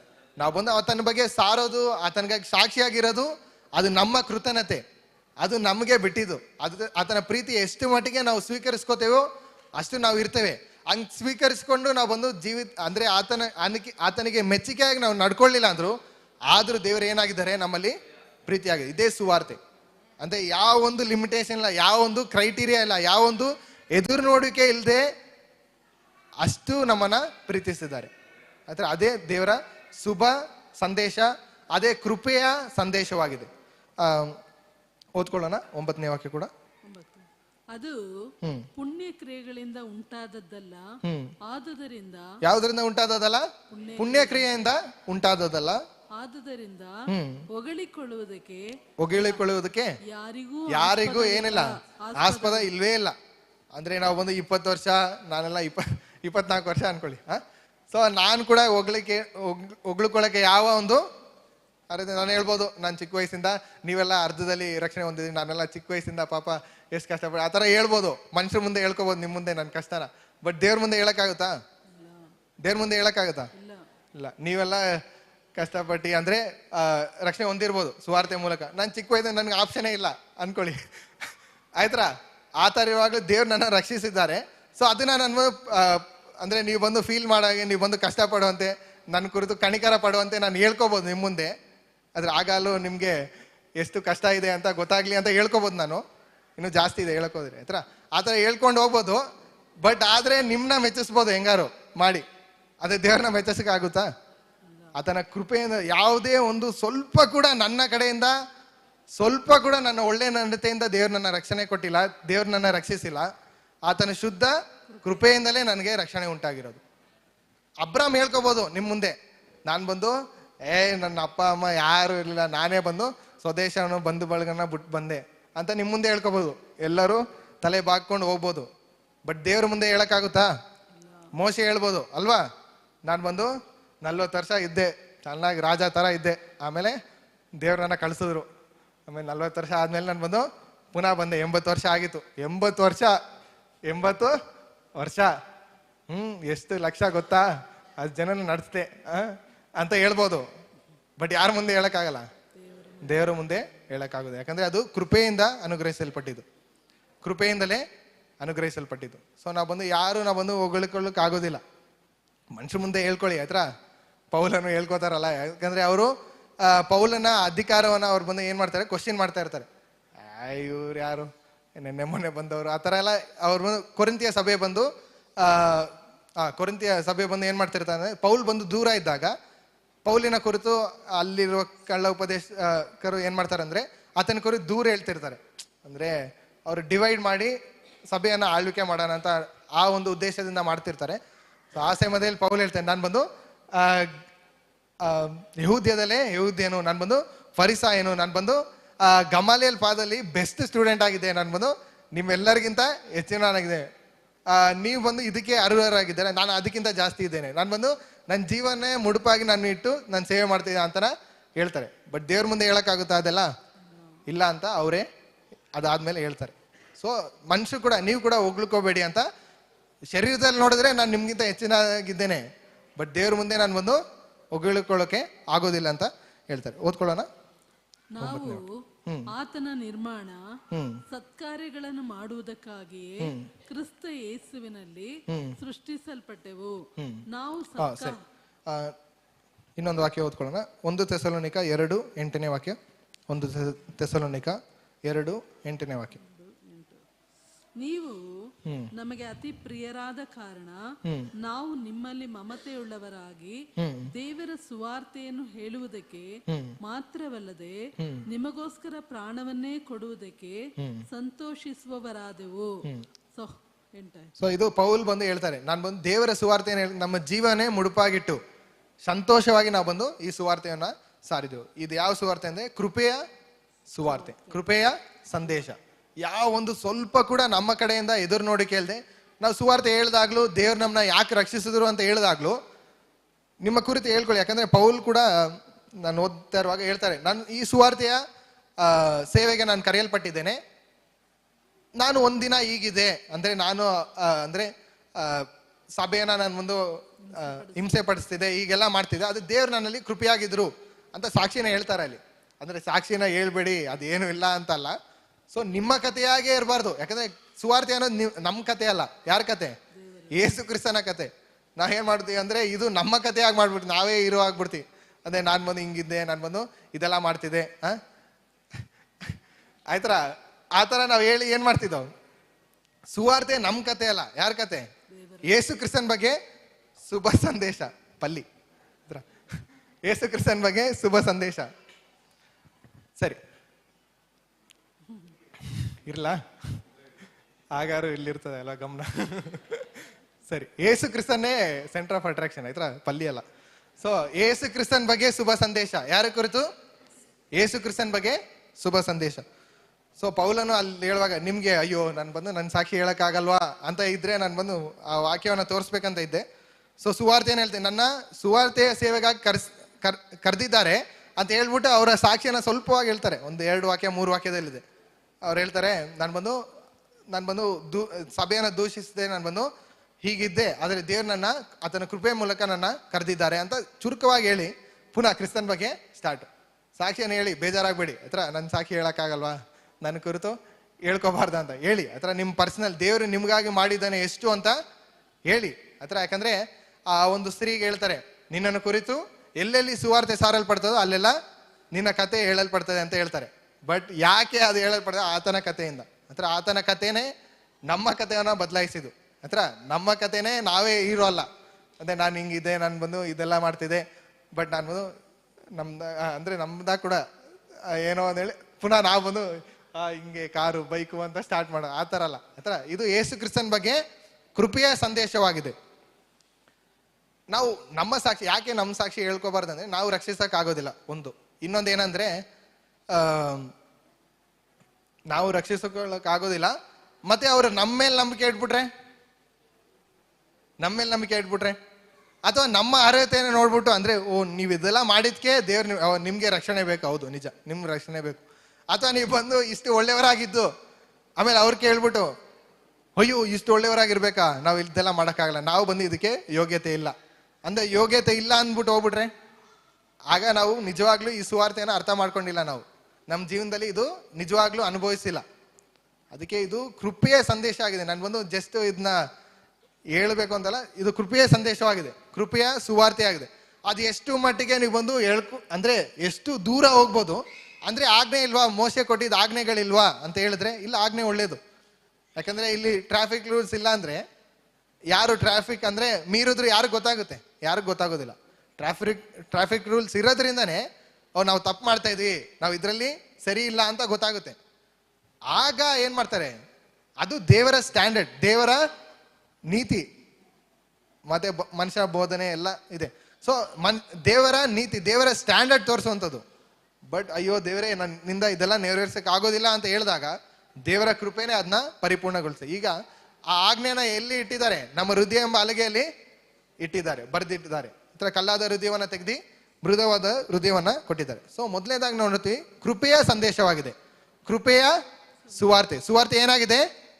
ಕೃಪೆಯಾಗಿದೆ. ಎಲ್ಲರೂ ಸುವಾರ್ತೆ ಏನಾಗಿದೆ? ಕೃಪೆ. Thank you.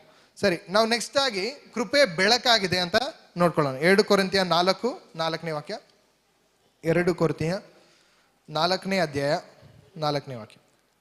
ಇವರಲ್ಲಿ ದೇವರ ಪ್ರತಿರೂಪವಾಗಿರುವ ಕ್ರಿಸ್ತನ ಪ್ರಭಾವವನ್ನು ತೋರಿಸುವ ಸುವಾರ್ತೆಯ ಪ್ರಕಾಶವು ಉದಯವಾಗಬಾರದೆಂದು ಈ ಪ್ರಪಂಚದ ದೇವರು ನಂಬಿಕೆ ಇಲ್ಲದವರ ಮನಸ್ಸನ್ನು ಮಂಕು ಮಾಡಿದನು. ಅಂದ್ರೆ ಈ ಪ್ರಪಂಚದ ದೇವರು ಅಂದ್ರೆ ಜನರು ಕಲ್ಲು ಮಣ್ಣು ಮರವನ್ನ ಪೂಜೆ ಮಾಡ್ತಿದ್ದಾರೆ.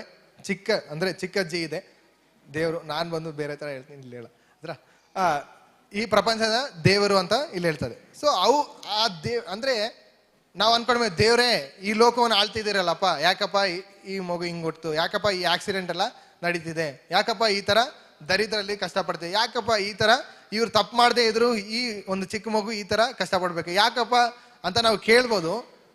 ಬಟ್ ಇಲ್ಲಿ ಬೈಬಲ್ ಸ್ಪಷ್ಟವಾಗಿ ಹೇಳ್ತದೆ, ಈ ಲೋಕದ ಅಧಿಪತಿ, ಈ ಲೋಕದ ದೇವರು. ಅಂದ್ರೆ ಈಗ ದೇವರು ಈ ಲೋಕವನ್ನೇ ಆಳ್ವಿಕೆ ಮಾಡ್ತಿಲ್ಲ, ನಮ್ಮ ಹೃದಯಗಳನ್ನ ಏನ್ ಮಾಡ್ತಿದ್ದಾರೆ? ಆಳ್ವಿಕೆ ಮಾಡ್ತಾ ಇದ್ದಾರೆ. ನಾವು ನಮ್ಮ ಹೃದಯವನ್ನು ಅವಕಾಶ ಮಾಡಿಕೊಟ್ರೆ ನಮ್ಮ ಹೃದಯವನ್ನು ಆಳುವ ದೇವರಾಗಿದ್ದಾರೆ. ಈ ಲೋಕವನ್ನೇ ಆಳ್ತಾ ಇಲ್ಲ. ದೇವರು ಈ ಲೋಕವನ್ನು ಆಳಿದ್ರೆ ಹೆಂಗಿರುತ್ತೆ ಗೊತ್ತಾ? ಸಿಂಹ ಮತ್ತೆ ಮಗು ಒಟ್ಟಿಗೆ ಇರ್ತಾರೆ. ಹಾವು ಜೊತೆ ಏನ್ ಮಾಡ್ತಾರೆ ಮಕ್ಕಳು? ಆಟ ಆಡ್ತಾರೆ. ಪರಲೋಕವಾಗಿದೆ ದೇವರು ಇರುವ ಜಾಗ. ಈ ಭೂಲೋಕ ಏನಾಗಿರ್ತದೆ? ಪರಲೋಕವಾಗಿರ್ತದೆ. ದೇವರು ಈ ಲೋಕವನ್ನ ಆಳ್ವಿಕೆ ಮಾಡ್ತಿಲ್ಲ. ಅದಕ್ಕೆ ನಮ್ಗೆ ದೇವರ ಒಂದು ಸಹಾಯ, ದೇವರ ರಕ್ಷಣೆ, ದೇವರ ಒಂದು ಪ್ರೊಟೆಕ್ಷನ್, ಆತನ ಆಧರಿಕೆ ನಮ್ಗೆ ಬೇಕು. ಯಾಕಂದ್ರೆ ದೇವರು ನಮ್ಮ ಹೃದಯವನ್ನು ಆಳುವ ದೇವರಾಗಿದ್ದಾರೆ. ಇಂಡಿವಿಜುವಲ್ ವ್ಯಕ್ತಿಯಾಗಿ ನಾವು ವೈಯಕ್ತಿಕವಾಗಿ ದೇವ್ರನ್ನ ಅವಕಾಶ ಮಾಡಿಕೊಟ್ರೆ, ದೇವ್ರ ಮೇಲೆ ನಂಬಿಕೆ ಇಟ್ರೆ, ದೇವರ ಮಹಿಮೆ ನಾವು ಬಂದು ಕಾಣಲ್ಪಡ್ತೀವಿ. ಇಡೀ ಲೋಕವೇ ಕಾಣೋದು. ಯಾಕಂದ್ರೆ ಈ ಲೋಕ ಯಾರ ಅಧೀನದಲ್ಲಿದೆ? ಈಗ ಪ್ರಪಂಚದ ಅಧಿಪತಿ ಅದು ಸೈತಾನಾಗಿದೆ. ಹತ್ರ ಪ್ರಪಂಚ ದೇವರು ಅಂದ್ರೆ ಜನಗಳು ಯಾವ್ದನ್ನ ಪೂಜಿಸ್ತಾರೋ ಅದು ಅಧೀನದಲ್ಲಿ ಇದೆ. ಅದು ಏನ್ ಮಾಡ್ತದೆ? ಮನುಷ್ಯರ ಮನಸ್ಸನ್ನು ಏನ್ ಮಾಡ್ತದೆ? ಕತ್ತಲೆ ಮಾಡ್ತದೆ. ಬಟ್ ಇಲ್ಲಿ ಸುವಾರ್ತೆಯ ಬೆಳಕು ಅಂತ ಇದೆ. ಓದ್ಕೊಳ್ಳೋಣ. ಸುವಾರ್ತೆಯ ಪ್ರಕಾಶವು ಉದಯವಾಗಬಾರದೆಂದು ಈ ಪ್ರಪಂಚದ ದೇವರು ನಂಬಿಕೆ ಇಲ್ಲದವರ ಮನಸ್ಸನ್ನು ಮಂಕು ಮಾಡಿದನು. ಏನ್ ಮಾಡಿದನು? ಮಂಕು ಮಾಡಿದನು. ಅಂದ್ರೆ ಈ ಪ್ರಪಂಚ ದೇವರು ಅಂದ್ರೆ ಸೈತಾನನು ಏನ್ ಮಾಡ್ತಾನೆ? ಈ ಪ್ರಪಂಚ ಜನರನ್ನ ಮನಸ್ಸನ್ನ ಏನ್ ಮಾಡ್ತಾನೆ? ಮಂಕು ಮಾಡಿದನು. ಬಟ್ ಸುವಾರ್ತೆ ಏನಾಗಿದೆ? ಬೆಳಕಾಗಿದೆ. ಈ ಪ್ರಪಂಚ ಕತ್ಲೆ ಆಗಿರ್ಬೋದು, ಇನ್ನು ಕತ್ಲೆಯಾಗಿ ಹೋಗ್ತಿರ್ಬೋದು, ನಾಶನಕ್ಕೆ ಗುರಿಯಾಗಿರ್ಬೋದು. ಬಟ್ ಎಲ್ಲೆಲ್ಲಿ ಸುವಾರ್ತೆ ಹೋಯ್ತೋ, ಎಲ್ಲೆಲ್ಲಿ ಆತನ ಬಗ್ಗೆ ಶುಭ ಸಂದೇಶ ಹೋಯ್ತೋ, ನಾವು ಬಂದು ಚರಿತ್ರೆಯಲ್ಲಿ ಕೂಡ ನಾವು ತೆಗೆದು ನೋಡ್ಬೋದು.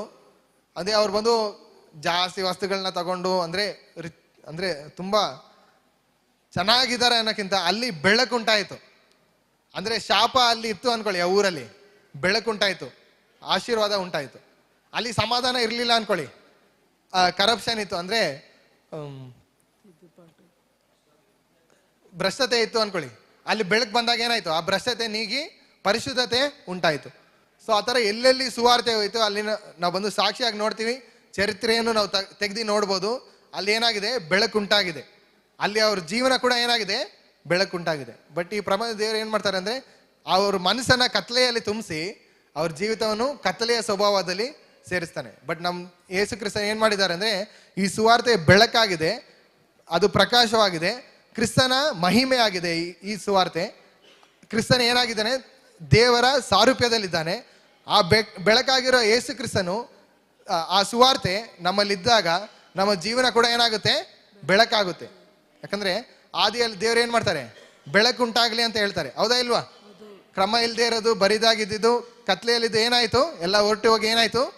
ಬೆಳಕಾಯ್ತು, ಕ್ರಮ ಆಯ್ತು, ಶುದ್ಧವಾಯ್ತು. ಅದೇ ತರ ಇಲ್ಲಿ ನೋಡ್ತೀವಿ, ಸುವಾರ್ತೆ ಏನಾಗಿದೆ? ಬೆಳಕಾಗಿದೆ. ಆ ಸುವಾರ್ತೆಯನ್ನ ನಿಜವಾಗ್ಲೂ ನಾವು ಬೆಳಕಾಗಿದೆ ಅಂತ ನಾವು ಸ್ವಾಧೀನ ಮಾಡ್ಕೊಂಡ್ರೆ, ಅದನ್ನ ಅಂಗೀಕರಿಸ್ಕೊಂಡ್ರೆ, ಜನರಿಗೂ ಇದು ಬೆಳಕಾಗಿದೆ, ಕತ್ತಲೆಯ ಸ್ವಭಾವ ಇದ್ರೆ ನಾವು ಬಂದು ಈ ಬೆಳಕನ್ನ ಅವಕಾಶ ಮಾಡಿಕೊಳ್ಳೋಣ. ಇದಕ್ಕೆ ನೀನು ಇದೆಲ್ಲ ಮಾಡಬೇಕು, ಇದಕ್ಕೆ ನೀನು ಬಂದು ಓಮ್ಸ್ ಲಾ ವೋಲ್ಟ್ ಎಲ್ಲ ಕಲ್ತ್ಕೊಂಡು ಬರ್ಬೇಕು ಈ ಬೆಳಕಿಗೆ ವರ್ಕ್ ಮಾಡಕ್ಕೆ ಅಂತ ಹೇಳಿದ್ರೆ ಇದಕ್ಕೆ ಯಾರು ಅರ್ಹರಲ್ಲ. ಅಂದ್ರೆ ನಾವು ಇದೆಲ್ಲ ಮಾಡಿ ಬೆಳಕನ್ನ ಪಡ್ಕೋಬಹುದು ಅಂತ ಹೇಳಿದ್ರೆ ನಾವು ಕೂಡ ಅದಕ್ಕೆ ಅವಕಾಶ ಇಲ್ಲ, ನಮ್ಗೆ ಕೂಡ ಅದು ಸ್ವಾಧೀನ ಮಾಡ್ಕೊಳ್ಳೋಕೆ ಅವಕಾಶನೇ ಇಲ್ಲ. ಬಟ್ ದೇವರು ಉಚಿತವಾಗಿ ಮಾಡಿದ್ದಾರೆ, ಕೃಪೆಯಾಗಿ ಕೊಟ್ಟಿದ್ದಾರೆ. ಅದೇ ರೀತಿ ನಾವು ಏನ್ ಮಾಡೋಣ? ಸುವಾರ್ತೆಯನ್ನು ಸಾರಿದಾಗ ಅದು ನಮ್ಗೆ ಗೊತ್ತಿರಬೇಕು, ಇದು ಉಚಿತವಾಗಿ ಕೊಟ್ಟಂತಹ ಬೆಳಕು. ಈ ಪ್ರಪಂಚ ದೇವರು ಕತ್ತಲೆಯಲ್ಲಿ ನನ್ನ ತುಂಬಿಸಿದನು. ಬಟ್ ದೇವರು ಏನ್ ಮಾಡಿದ್ದಾರೆ? ಆತನ ಬೆಳಕನ್ನ, ಸುವಾರ್ತೆ ಎಂಬ ಬೆಳಕನ್ನ ನನ್ನ ಹೃದಯದಲ್ಲಿ ಪ್ರಕಾಶ ಮಾಡಿದ್ದಾರೆ, ಅದನ್ನ ತೋರಿಸಿದ್ದಾರೆ ಅಂತ ನಾವು ಆತರ ಕೃಪೆಯ ಸತ್ಯವನ್ನ, ಗಾಸ್ಪಲ್ ಸುವಾರ್ತೆ ಅಂತ ಹೇಳಿದ್ರೇನೆ ಶುಭ ಸಂದೇಶ. ಸುವಾರ್ತೆ ಅಂದ್ರೆ ಏನು? ಶುಭ ಸಂದೇಶ. ಮೊದಲನೇದಾಗಿ ನೋಡ್ದು ಅದು ಕೃಪೆಯ ಸಂದೇಶವಾಗಿದೆ. ಎರಡನೇದಾಗಿ ನೋಡ್ದು ಅದು ಬೆಳಕಿನ ಸುವಾರ್ತೆಯಾಗಿದೆ. ರೋಮಪುರದವರಿಗೆ ಬರೆದ ಪತ್ರಿಕೆ 10ನೇ ಅಧ್ಯಾಯ 9ನೇ ವಾಕ್ಯ. ರೋಮರ್ 10:9 ವಾಕ್ಯ. ನೀನು ಅದೇನೆಂದರೆ ನೀನು ಯೇಸುವನ್ನೇ ಕರ್ತನೆಂದು ಬಾಯಿಂದ ಅರಿಕೆ ಮಾಡಿಕೊಂಡು ದೇವರು ಆತನನ್ನು ಸತ್ತವರೊಳಗಿಂದ ಎಬ್ಬಿಸಿದನೆಂದು ಹೃದಯದಿಂದ ನಂಬಿದರೆ ನಿನಗೆ ರಕ್ಷಣೆ ಆಗುವುದು ಎಂಬುದೇ. ರಕ್ಷಣೆ ತುಂಬಾ ಸಿಂಪಲ್. ಇಲ್ಲಿ ಹೇಳೋ ತರ ಹೃದಯದಲ್ಲಿ ನಾವು ನಂಬಿಕೆ ಇಟ್ಟು ಆತನೇ ಕರ್ತನು ಅಂತ ನಂಬಿಕೆ ಇಟ್ಟು ಆತ ನನ್ನ ಪಾಪಗಾಗಿ ಸೆತ್ತು 3ನೇ ಎದ್ದು ಬಂದಿದ್ದಾರೆ ಅಂತ ನಂಬಿ ನಾವು ಬಾಯಲ್ಲಿ ಅರಿಕೆ ಮಾಡಿದ್ರೆ ಸಾಕು, ಏನಾಗಿದ್ದೇವೆ? ರಕ್ಷಣೆ ಹೊಂದಿದೆ. ಬರೀ ಬಾಯಲ್ಲ, ಹೃದಯದಲ್ಲಿ ನಾವು ನಿಜವಾಗ್ಲೂ ನಂಬಿಕೆ ಇಟ್ಟು ಬಾಯಲ್ಲಿ ಅರಿಕೆ ಮಾಡಿದ್ರೆ ನಾವು ರಕ್ಷಣೆ ಹೊಂದಿದ್ದೇವೆ. ಬಟ್ ನಾವು ಏನ್ ಮಾಡಿದ್ದೇವೆ? ರಕ್ಷಣೆ ಅಂತ ಹೇಳಿದ್ರೆ ಸ್ವಭಾವಗಳು ಬದಲಾಗಬೇಕು, ಇದೆಲ್ಲ ಹಿಂಗಿರ್ಬೇಕು, ಮನೆಯಲ್ಲಿ ಇದಿರಬಾರ್ದು, ಆಯ್ತಾ, ಇದೆಲ್ಲ ನಾವು ಬಂದು ಕ್ರೈಟೀರಿಯಾ ಅದೆಲ್ಲ ಬದಲಾಗುತ್ತೆ. ನಾವು ಹೇಳಿರ್ತಾರೆ, ದೇವ್ರ ವಾಕ್ಯ ಹೇಳಿರ್ತಾರ, ನಮ್ಮ ಹೃದಯ ಬದಲಾದ್ರೆ ನಮ್ಮ ಜೀವನ ಕೂಡ ಏನಾಗುತ್ತೆ, ಬದಲಾಗುತ್ತೆ. ಅದೇ ತರ ಇಲ್ಲಿ ನಮ್ಮ ಹೃದಯದಲ್ಲಿ ನಂಬಿಕೆ ಇಟ್ಟು ಬಾಯಲ್ಲಿ ಅರಿಕೆ ಮಾಡಿದ್ರೆ ಏನಾಗುತ್ತೆ, ರಕ್ಷಣೆ ಉಂಟಾಗುತ್ತೆ. ದೇವರು ಕಲ್ಲಾದ ಹೃದಯವನ್ನು ತೆಗೆದು ಮೃದುವಾದ ಹೃದಯವನ್ನು ಕೊಡುವರಾಗಿದ್ದಾರೆ. ಹೊಸ ಹೃದಯವನ್ನು ಕೊಡ್ತೀನಿ ಅಂತ ವಾಗ್ದಾನ ಮಾಡಿದ ದೇವರು ಹೊಸ ಹೃದಯವನ್ನು ಕೊಡ್ತಾರೆ. ಸೊ ಅವಾಗ ಅದಾದ್ಮೇಲೆ ಪರಿವರ್ತನೆ, ಅದಾದ್ಮೇಲೆ ಚೇಂಜಸ್ ಬಂದು ನಮ್ಮ ಜೀವನದಲ್ಲಿ ಕಾಣ್ಬೋದು. ಬಟ್ ರಕ್ಷಣೆ ಅನ್ನೋದು ನಮ್ಮ ಹೃದಯದಲ್ಲಿ ಆಗುವಂತ ಒಂದು ಸಂಗತಿ. ಸೊ ಹೃದಯದಲ್ಲಿ ನಾವು ನಂಬಿಕೆ ಇಟ್ಟು ಏನ್ ಮಾಡ್ತೀವಿ, ಬಾಯಲ್ಲಿ ಅರಿಕೆ ಮಾಡ್ತೀವಿ ಅಷ್ಟೇನೆ. ಸೊ ನಮ್ಮ ಹೃದಯ ಮಾರ್ಪಡ್ತದೆ, ನಮ್ಮ ಹೃದಯ ಏನಾಗ್ತದೆ, ಮಾರ್ಪಡದೆ. ಅನೇಕರ ಸ್ವಭಾವ ಮಾರ್ಪಟ್ಟಿದೆ, ಬಟ್ ಹೃದಯ ಏನಾಗಿಲ್ಲ, ಮಾರ್ಪಟ್ಟಿದೆ. ಬಟ್ ದೇವರು ಹೃದಯವನ್ನು ನೋಡುವ ದೇವರಾಗಿದ್ದಾರೆ. ನಮ್ಮ ನಂಬಿಕೆ ಎಲ್ಲಿದೆ, ಹೃದಯದಲ್ಲಿರುವ ನಂಬಿಕೆ. ಕ್ರಿಸ್ತನ್ ಎಲ್ಲಿ ವಾಸವಾಗಿದ್ದಾರೆ, ನಮ್ಮ ಹೃದಯದಲ್ಲಿ ವಾಸವಾಗಿದ್ದಾರೆ. ಸೊ ಹೃದಯ ಮಾರ್ಪಡ್ಬೇಕು. ಹೃದಯ ಮಾರ್ಪಟ್ರೆ ಅದು ಅಂದ್ರೆ ಅದೇ ಪವರ್ ಇದ್ದಂಗೆ, ಅಂದ್ರೆ ಬ್ಯಾಟ್ರಿ ಇದ್ದಂಗೆ. ಸೊ ನಾವು ಬಂದು ಹೊರಗಡೆ ಬೆಳಕು ಅಂದ್ರೆ ಗ್ಲಿಟರ್ ಮಾಡ್ಕೊಂಡು ತೋರಿಸ್ಬೋದು, ಬಟ್ ಒಳಗಡೆ ಬ್ಯಾಟ್ರಿ ಇದ್ರೇನೆ ಏನಾಗುತ್ತೆ, ಪವರ್ ಸಪ್ಲೈ ಇರುತ್ತೆ, ಅದೇ ವರ್ಕ್ ಆಗುತ್ತೆ.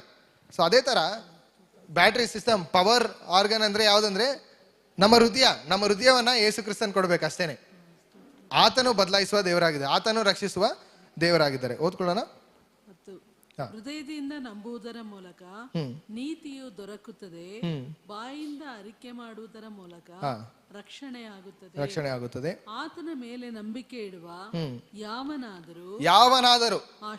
ಯಾವನಾದರೂ ಅಂದ್ರೆ ಈ ಕ್ರೈಟೀರಿಯಾ ಈ ತರ ಇರಬೇಕು, ಈ ಕುಟುಂಬದಲ್ಲಿ ಇರ್ಬೇಕು, ಅಥವಾ ಈ ಒಂದು ವಂಶದಲ್ಲಿ ಇರ್ಬೇಕು, ಅಥವಾ ಈ ತರ ಮನೆ ಇರ್ಬೇಕು, ಅಥವಾ ಈ ತರ ಸಮುದಾಯದಿಂದ, ಅಥವಾ ಈ ತರ ಚಟಗಳು ಆತನಲ್ಲಿ ಇರಬಾರ್ದು ಅಂತಲ್ಲ.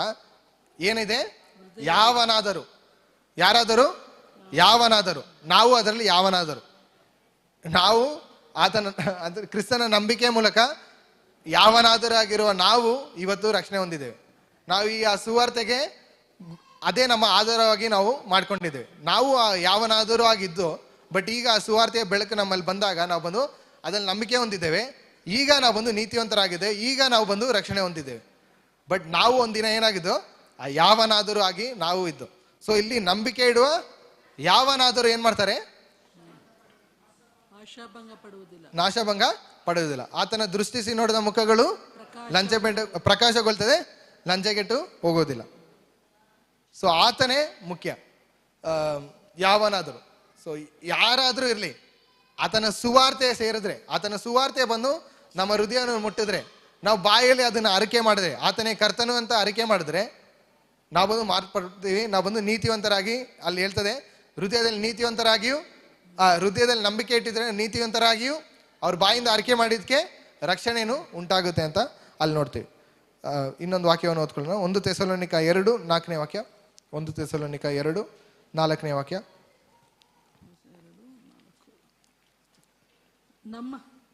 ದೇವರು ನಮ್ಮನ್ನು ಯೋಗ್ಯರೆಂದೆಣಿಸಿ ಸುವಾರ್ತೆಯನ್ನು ನಮ್ಮ ವಶಕ್ಕೆ ಒಪ್ಪಿಸಿದನಲ್ಲ ಎಂದು ಯೋಚಿಸುವವರಾಗಿ ಮನುಷ್ಯರನ್ನು ಮೆಚ್ಚಿಸಬೇಕೆನ್ನದೆ ಹೃದಯವನ್ನು ಪರಿಶೋಧಿಸುವ ದೇವರನ್ನೇ ಮೆಚ್ಚಿಸಬೇಕೆಂದು. ಸೊ ಇಲ್ಲಿ ನೋಡ್ತೀವಿ, ಮನುಷ್ಯರನ್ನು ಮೆಚ್ಚಿಸೋದಕ್ಕೋಸ್ಕರ ಅಲ್ಲ, ಮನುಷ್ಯರು ಇದು ಜ್ಞಾನ ಅಂತ ಅರ್ಥಕೊಳ್ಳಿ ಅಂದ್ಬಿಟ್ಟು ಇದು ಎಷ್ಟು ಮಹತ್ವ, ಎಷ್ಟು ಬೆಂಕಿ ಇದೆ, ಆ ತರ ನಾವು ಬಂದು ಮಹತ್ವ ಮನುಷ್ಯರನ್ನ ಮೆಚ್ಚಿಸ್ಬೇಕು. ಅಥವಾ ತುಂಬಾ ಈ ಸುವಾರ್ತೆ ಇದೆಲ್ಲ ಏನೆಲ್ಲ ಯೇಸುವಿನ ಆಶೀರ್ವದಿಸ್ತಾರೆ ಅಂತ ಹೇಳ್ಬಿಟ್ಟು ಬರೋದಲ್ಲ, ಮನುಷ್ಯರನ್ನ ಮೆಚ್ಚಿಸೋದಲ್ಲ. ಈ ದೇವರು ಆಲ್ರೆಡಿ ಇದನ್ನ ಕೃಪೆಯಾಗಿ ಇಟ್ಟಿದ್ದಾರೆ. ಇದು ಆಲ್ರೆಡಿ ಶುಭ ಸಂದೇಶವಾಗಿದೆ. ಮನುಷ್ಯನಲ್ಲಿ ಈ ಕೊರತೆ ಇದ್ದೇ, ಆ ಖಾಲಿ ಜಾಗ ಯಾರು ತುಂಬಸಕ್ಕಾಗಲ್ಲ. ಈಗ ಹೃದಯವನ್ನ ಈ ಸ್ಪೀಕರ್ ಇಂದ ತುಂಬಸಕ್ಕಾಗುತ್ತಾ, ಈ ಗ್ಲಾಸಿಂದ, ಕಡ್ಡಿ, ನಮ್ಮ ಯೋಚನೆ ಇದೆಲ್ಲ ಇರ್ಬೋದು, ಸ್ಪೀಕರು, ಗ್ಲಾಸು, ಕಡ್ಡಿ, ಕಸ, ಕಾರು, ಇವೆಲ್ಲ ಎಲ್ಲಿರ್ಬೋದು, ನಮ್ಮ ತಲೆಯಲ್ಲಿರ್ಬೋದು, ನಮ್ಮ ಯೋಚನೆಯಲ್ಲಿರ್ಬೋದು. ಬಟ್ ಹೃದಯವನ್ನ ತುಂಬಿಸೋದು ಯಾರು ಮಾತ್ರ? ಯೇಸು ಕ್ರಿಸ್ತನ್ ಮಾತ್ರನೇ. ಯಾಕಂದ್ರೆ ಯಾವುದರಿಂದ ತುಂಬಿಸಿದ್ರು ಖಾಲಿ ಜಾಗ ಇದ್ದೇ ಇರುತ್ತೆ, ಖಾಲಿ ಜಾಗ ಜಾಸ್ತಿ ಇರುತ್ತೆ. ಬಟ್ ಯೇಸು ಕ್ರಿಸ್ತನು ನಮ್ಮ ಹೃದಯಕ್ಕಿಂತ ದೊಡ್ಡವನಾಗಿದ್ದಾನೆ. ನಮ್ಮ ಹೃದಯವನ್ನ ಕರೆಕ್ಟಾಗಿ ಫಿಟ್ ಆಗೋದು ಯಾರು? ಯೇಸು ಕ್ರಿಸ್ತನ್ ಮಾತ್ರನೇ. ನಮ್ಮ ಯೋಚನೆಯಲ್ಲಿ ಅನೇಕ ಇರ್ಬೋದು, ಅಂದ್ರೆ ಅನೇಕ ಯೋಚನೆ, ಈಗಲೂ ಅನೇಕ ಯೋಚನೆ ಇದೆ ಅನ್ಕೊಳ್ಳಿ, ಭವಿಷ್ಯನ ಕುರಿತು, ಕುಟುಂಬದ ಕುರಿತು ಎಲ್ಲ ಯೋಚನೆ ಇರ್ಬೋದು. ಬಟ್ ಹೃದಯವನ್ನ ದೇವರಿಗೆ ಅವಕಾಶ ಮಾಡಿಕೊಡೋಣ. ಹೃದಯವನ್ನು ವಾಕ್ಯಕ್ಕೆ ನಾವು ಬಂದು ಅವಕಾಶ ಮಾಡಿಕೊಡೋಣ. ಹೃದಯವನ್ನು ನಂಬಿಕೆಗೆ ಅವಕಾಶ ಮಾಡಿಕೊಡೋಣ.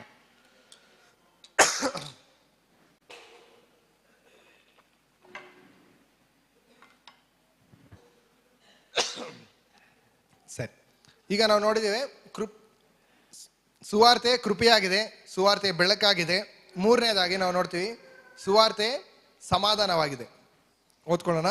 ರೋಮಪುರದವರಿಗೆ ಬರೆದ ಪತ್ರಿಕೆ 10ನೇ ಅಧ್ಯಾಯ 15ನೇ ವಾಕ್ಯ. ರೋಮರ 10:15ನೇ ವಾಕ್ಯ. ಇದಕ್ಕೆ ಸರಿಯಾಗಿ ಇದಕ್ಕೆ ಸರಿಯಾಗಿ ಶುಭದ ಸುವಾರ್ತೆಯನ್ನು ಸಾರುವವರ ಪಾದಗಳು ಎಷ್ಟೋ ಅಂದವಾಗಿವೆ ಎಂದು ಬರೆದಿದೆ. ಆದರೂ ಆ ಶುಭ ವರ್ತಮಾನಕ್ಕೆ ಎಲ್ಲರೂ ಕಿವಿಗೊಡಲಿಲ್ಲ. ಇಲ್ಲಿ ಹೇಳ್ತದೆ ಶುಭ ವರ್ತಮಾನ ಮಾತ್ರ ಇದೆಯಾ ಅಂದ್ರೆ ಗಾಸ್ಪಲ್ ಆಫ್ ಪೀಸ್ ಅಂತ ಇದೆ, ಸಮಾಧಾನದ ಸುವಾರ್ತೆ ಅಂತ ಇದೆ. ಯಾವ ಸುವಾರ್ತೆ? ಸಮಾಧಾನ ಉಂಟು ಮಾಡುವ ಸಮಾಧಾನದ ಸುವಾರ್ತೆ. ಅಂದ್ರೆ ಇದು ಜಗಳಕ್ಕೆ ಬರುವ ಸುವಾರ್ತೆ ಅಲ್ಲ, ಅಂದ್ರೆ ಜಗಳವನ್ನು ಮಾಡುವ ಸುವಾರ್ತೆ ಅಲ್ಲ, ನೀನಾ ಅಂತ ನೋಡುವ ಸುವಾರ್ತೆ ಅಲ್ಲ, ವಿರುದ್ಧವನ್ನು ನೋಡುವ ಸುವಾರ್ತೆ ಅಲ್ಲ. ಅಂದ್ರೆ ನಾನು ಈ ಕಡೆ ನೀನು ಆ ಕಡೆ, ನಾನು ಪರಿಶುದ್ಧನು ನೀನು ಪಾಪಿ, ಆ ಥರ ಸುವಾರ್ತೆ ಅಲ್ಲ.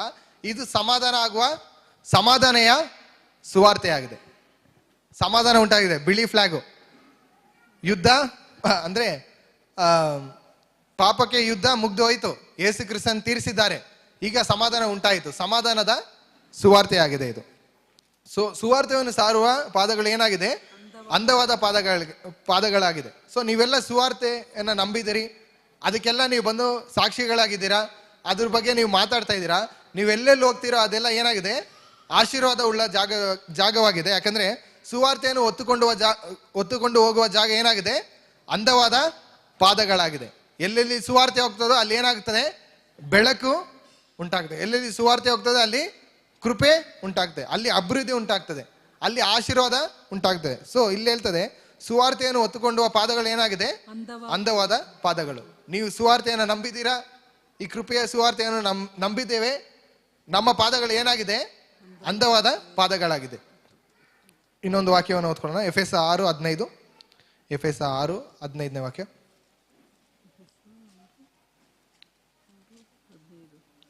ಎಫೆಸ 6:15.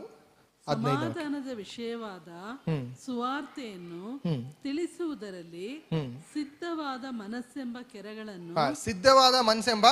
ಕೆರಗಳನ್ನು ಸಮಾಧಾನವೆಂದು ವಿಷಯವಾದ ಸುವಾರ್ತೆ. ಈಗ ಸುವಾರ್ತೆ ಅನ್ನೋದು ಶುಭ ಸಂದೇಶ.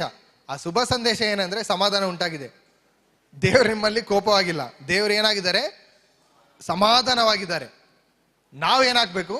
ಸಮಾಧಾನ ಆಗಬೇಕು. ಅಂದರೆ ನಾನು ಇಡೀ ವಾಕ್ಯವನ್ನು ಓದಿ ತೋರಿಸ್ಬೋದು. 2 ಕೊರಿಂಥ್ಯ 1 ಅಥವಾ 2 ಕೊರಿಂಥ್ಯದಲ್ಲಿದೆ. ಸಮಾಧಾನದ ಸುವಾರ್ತೆಯನ್ನು ನಮಗೆ ಕೊಟ್ಟಿದ್ದಾರೆ. ಅದು ಹೇಳ್ತಾರೆ ಏನಂದ್ರೆ ದೇವರು ಸಮಾಧಾನ ಅನುಗ್ರಹಿಸಿ ಕೊಟ್ಟ, ಸಮಾಧಾನ ಉಂಟಾಗಲಿ, ಭಯಪಡದಿರಿ, ನಂಬಿಕೆ ಇರಲಿ, ಸಮಾಧಾನ ಉಂಟಾಗಲಿ ಅಂತ ಹೇಳ್ತಾ ಬರ್ತಿದ್ದಾರೆ. ಜನರಿಗೆ ನಾವು ಹೇಳಬೇಕು, ನೀನು ಸಮಾಧಾನ ಆಗು, ದೇವ್ರು ನಿನ್ನಲ್ಲಿ ಕೋಪವಾಗಿಲ್ಲ, ದೇವರು ಪ್ರೀತಿಯಾಗಿದ್ದಾರೆ, ದೇವ್ರ ಕೃಪೆಯಾಗಿದ್ದಾರೆ, ದೇವರ ಬೆಳಕು ಪ್ರಕಾಶವಾಗಿದೆ, ಬರೀ ಆತನಲ್ಲಿ ನಂಬಿಕೆ ಇಡು. ಯಾಕಂದ್ರೆ ಆ ಖಾಲಿ ಜಾಗನ ಯಾರು ಮಾತ್ರ ತುಂಬಿಸಕ್ ಸಾಧ್ಯತೆ? ದೇವ್ರು ಮಾತ್ರ, ಯೇಸು ಕ್ರಿಸ್ತನ್ ಮಾತ್ರನೇ ತುಂಬಿಸಕ್ ಸಾಧ್ಯತೆ. ಅದಕ್ಕೋಸ್ಕರ ಇದೇನಾಗಿದೆ? ಸಮಾಧಾನದ ಸುವಾರ್ತೆಯಾಗಿದೆ. ಈಗ ನಾವು 4ನೇದಾಗಿ ಸುವಾರ್ತೆ ಬಂದು ಸತ್ಯವಾಕ್ಯವಾಗಿದೆ. ಸುವಾರ್ತೆ ಏನಾಗಿದೆ? ಸತ್ಯವಾಕ್ಯವಾಗಿದೆ. ಈ ಭೂಲೋಕದಲ್ಲಿ ಅನೇಕ ಸುಳ್ಳು ಅಥವಾ ಅರ್ಧ ಸುಳ್ಳು ಅಥವಾ ಅರ್ಧ ನಿಜ ಅಂದರೆ 3/4% 1/2% ಏನಾಗಿದೆ? ಸತ್ಯ ಆಗಿರ್ಬೋದು. ಬಟ್ ಇದು ಪರಿಪೂರ್ಣವಾದ ಸತ್ಯ, ದ ಟ್ರೂತ್. ನಾನೇ ಸತ್ಯವಾಗಿದ್ದೇನೆ ಅಂತ ಯೇಸು ಕ್ರಿಸ್ತನ್ ಹೇಳ್ತಾನೆ. ಸೊ ಇಲ್ಲಿ ಸುವಾರ್ತೆ ಏನಾಗಿದೆ? ಸತ್ಯವಾಕ್ಯವಾಗಿದೆ. ಓದ್ಕೊಳ್ಳೋಣ. ಎಫೆಸ 1:13. ಎಫೆಸ 1:13.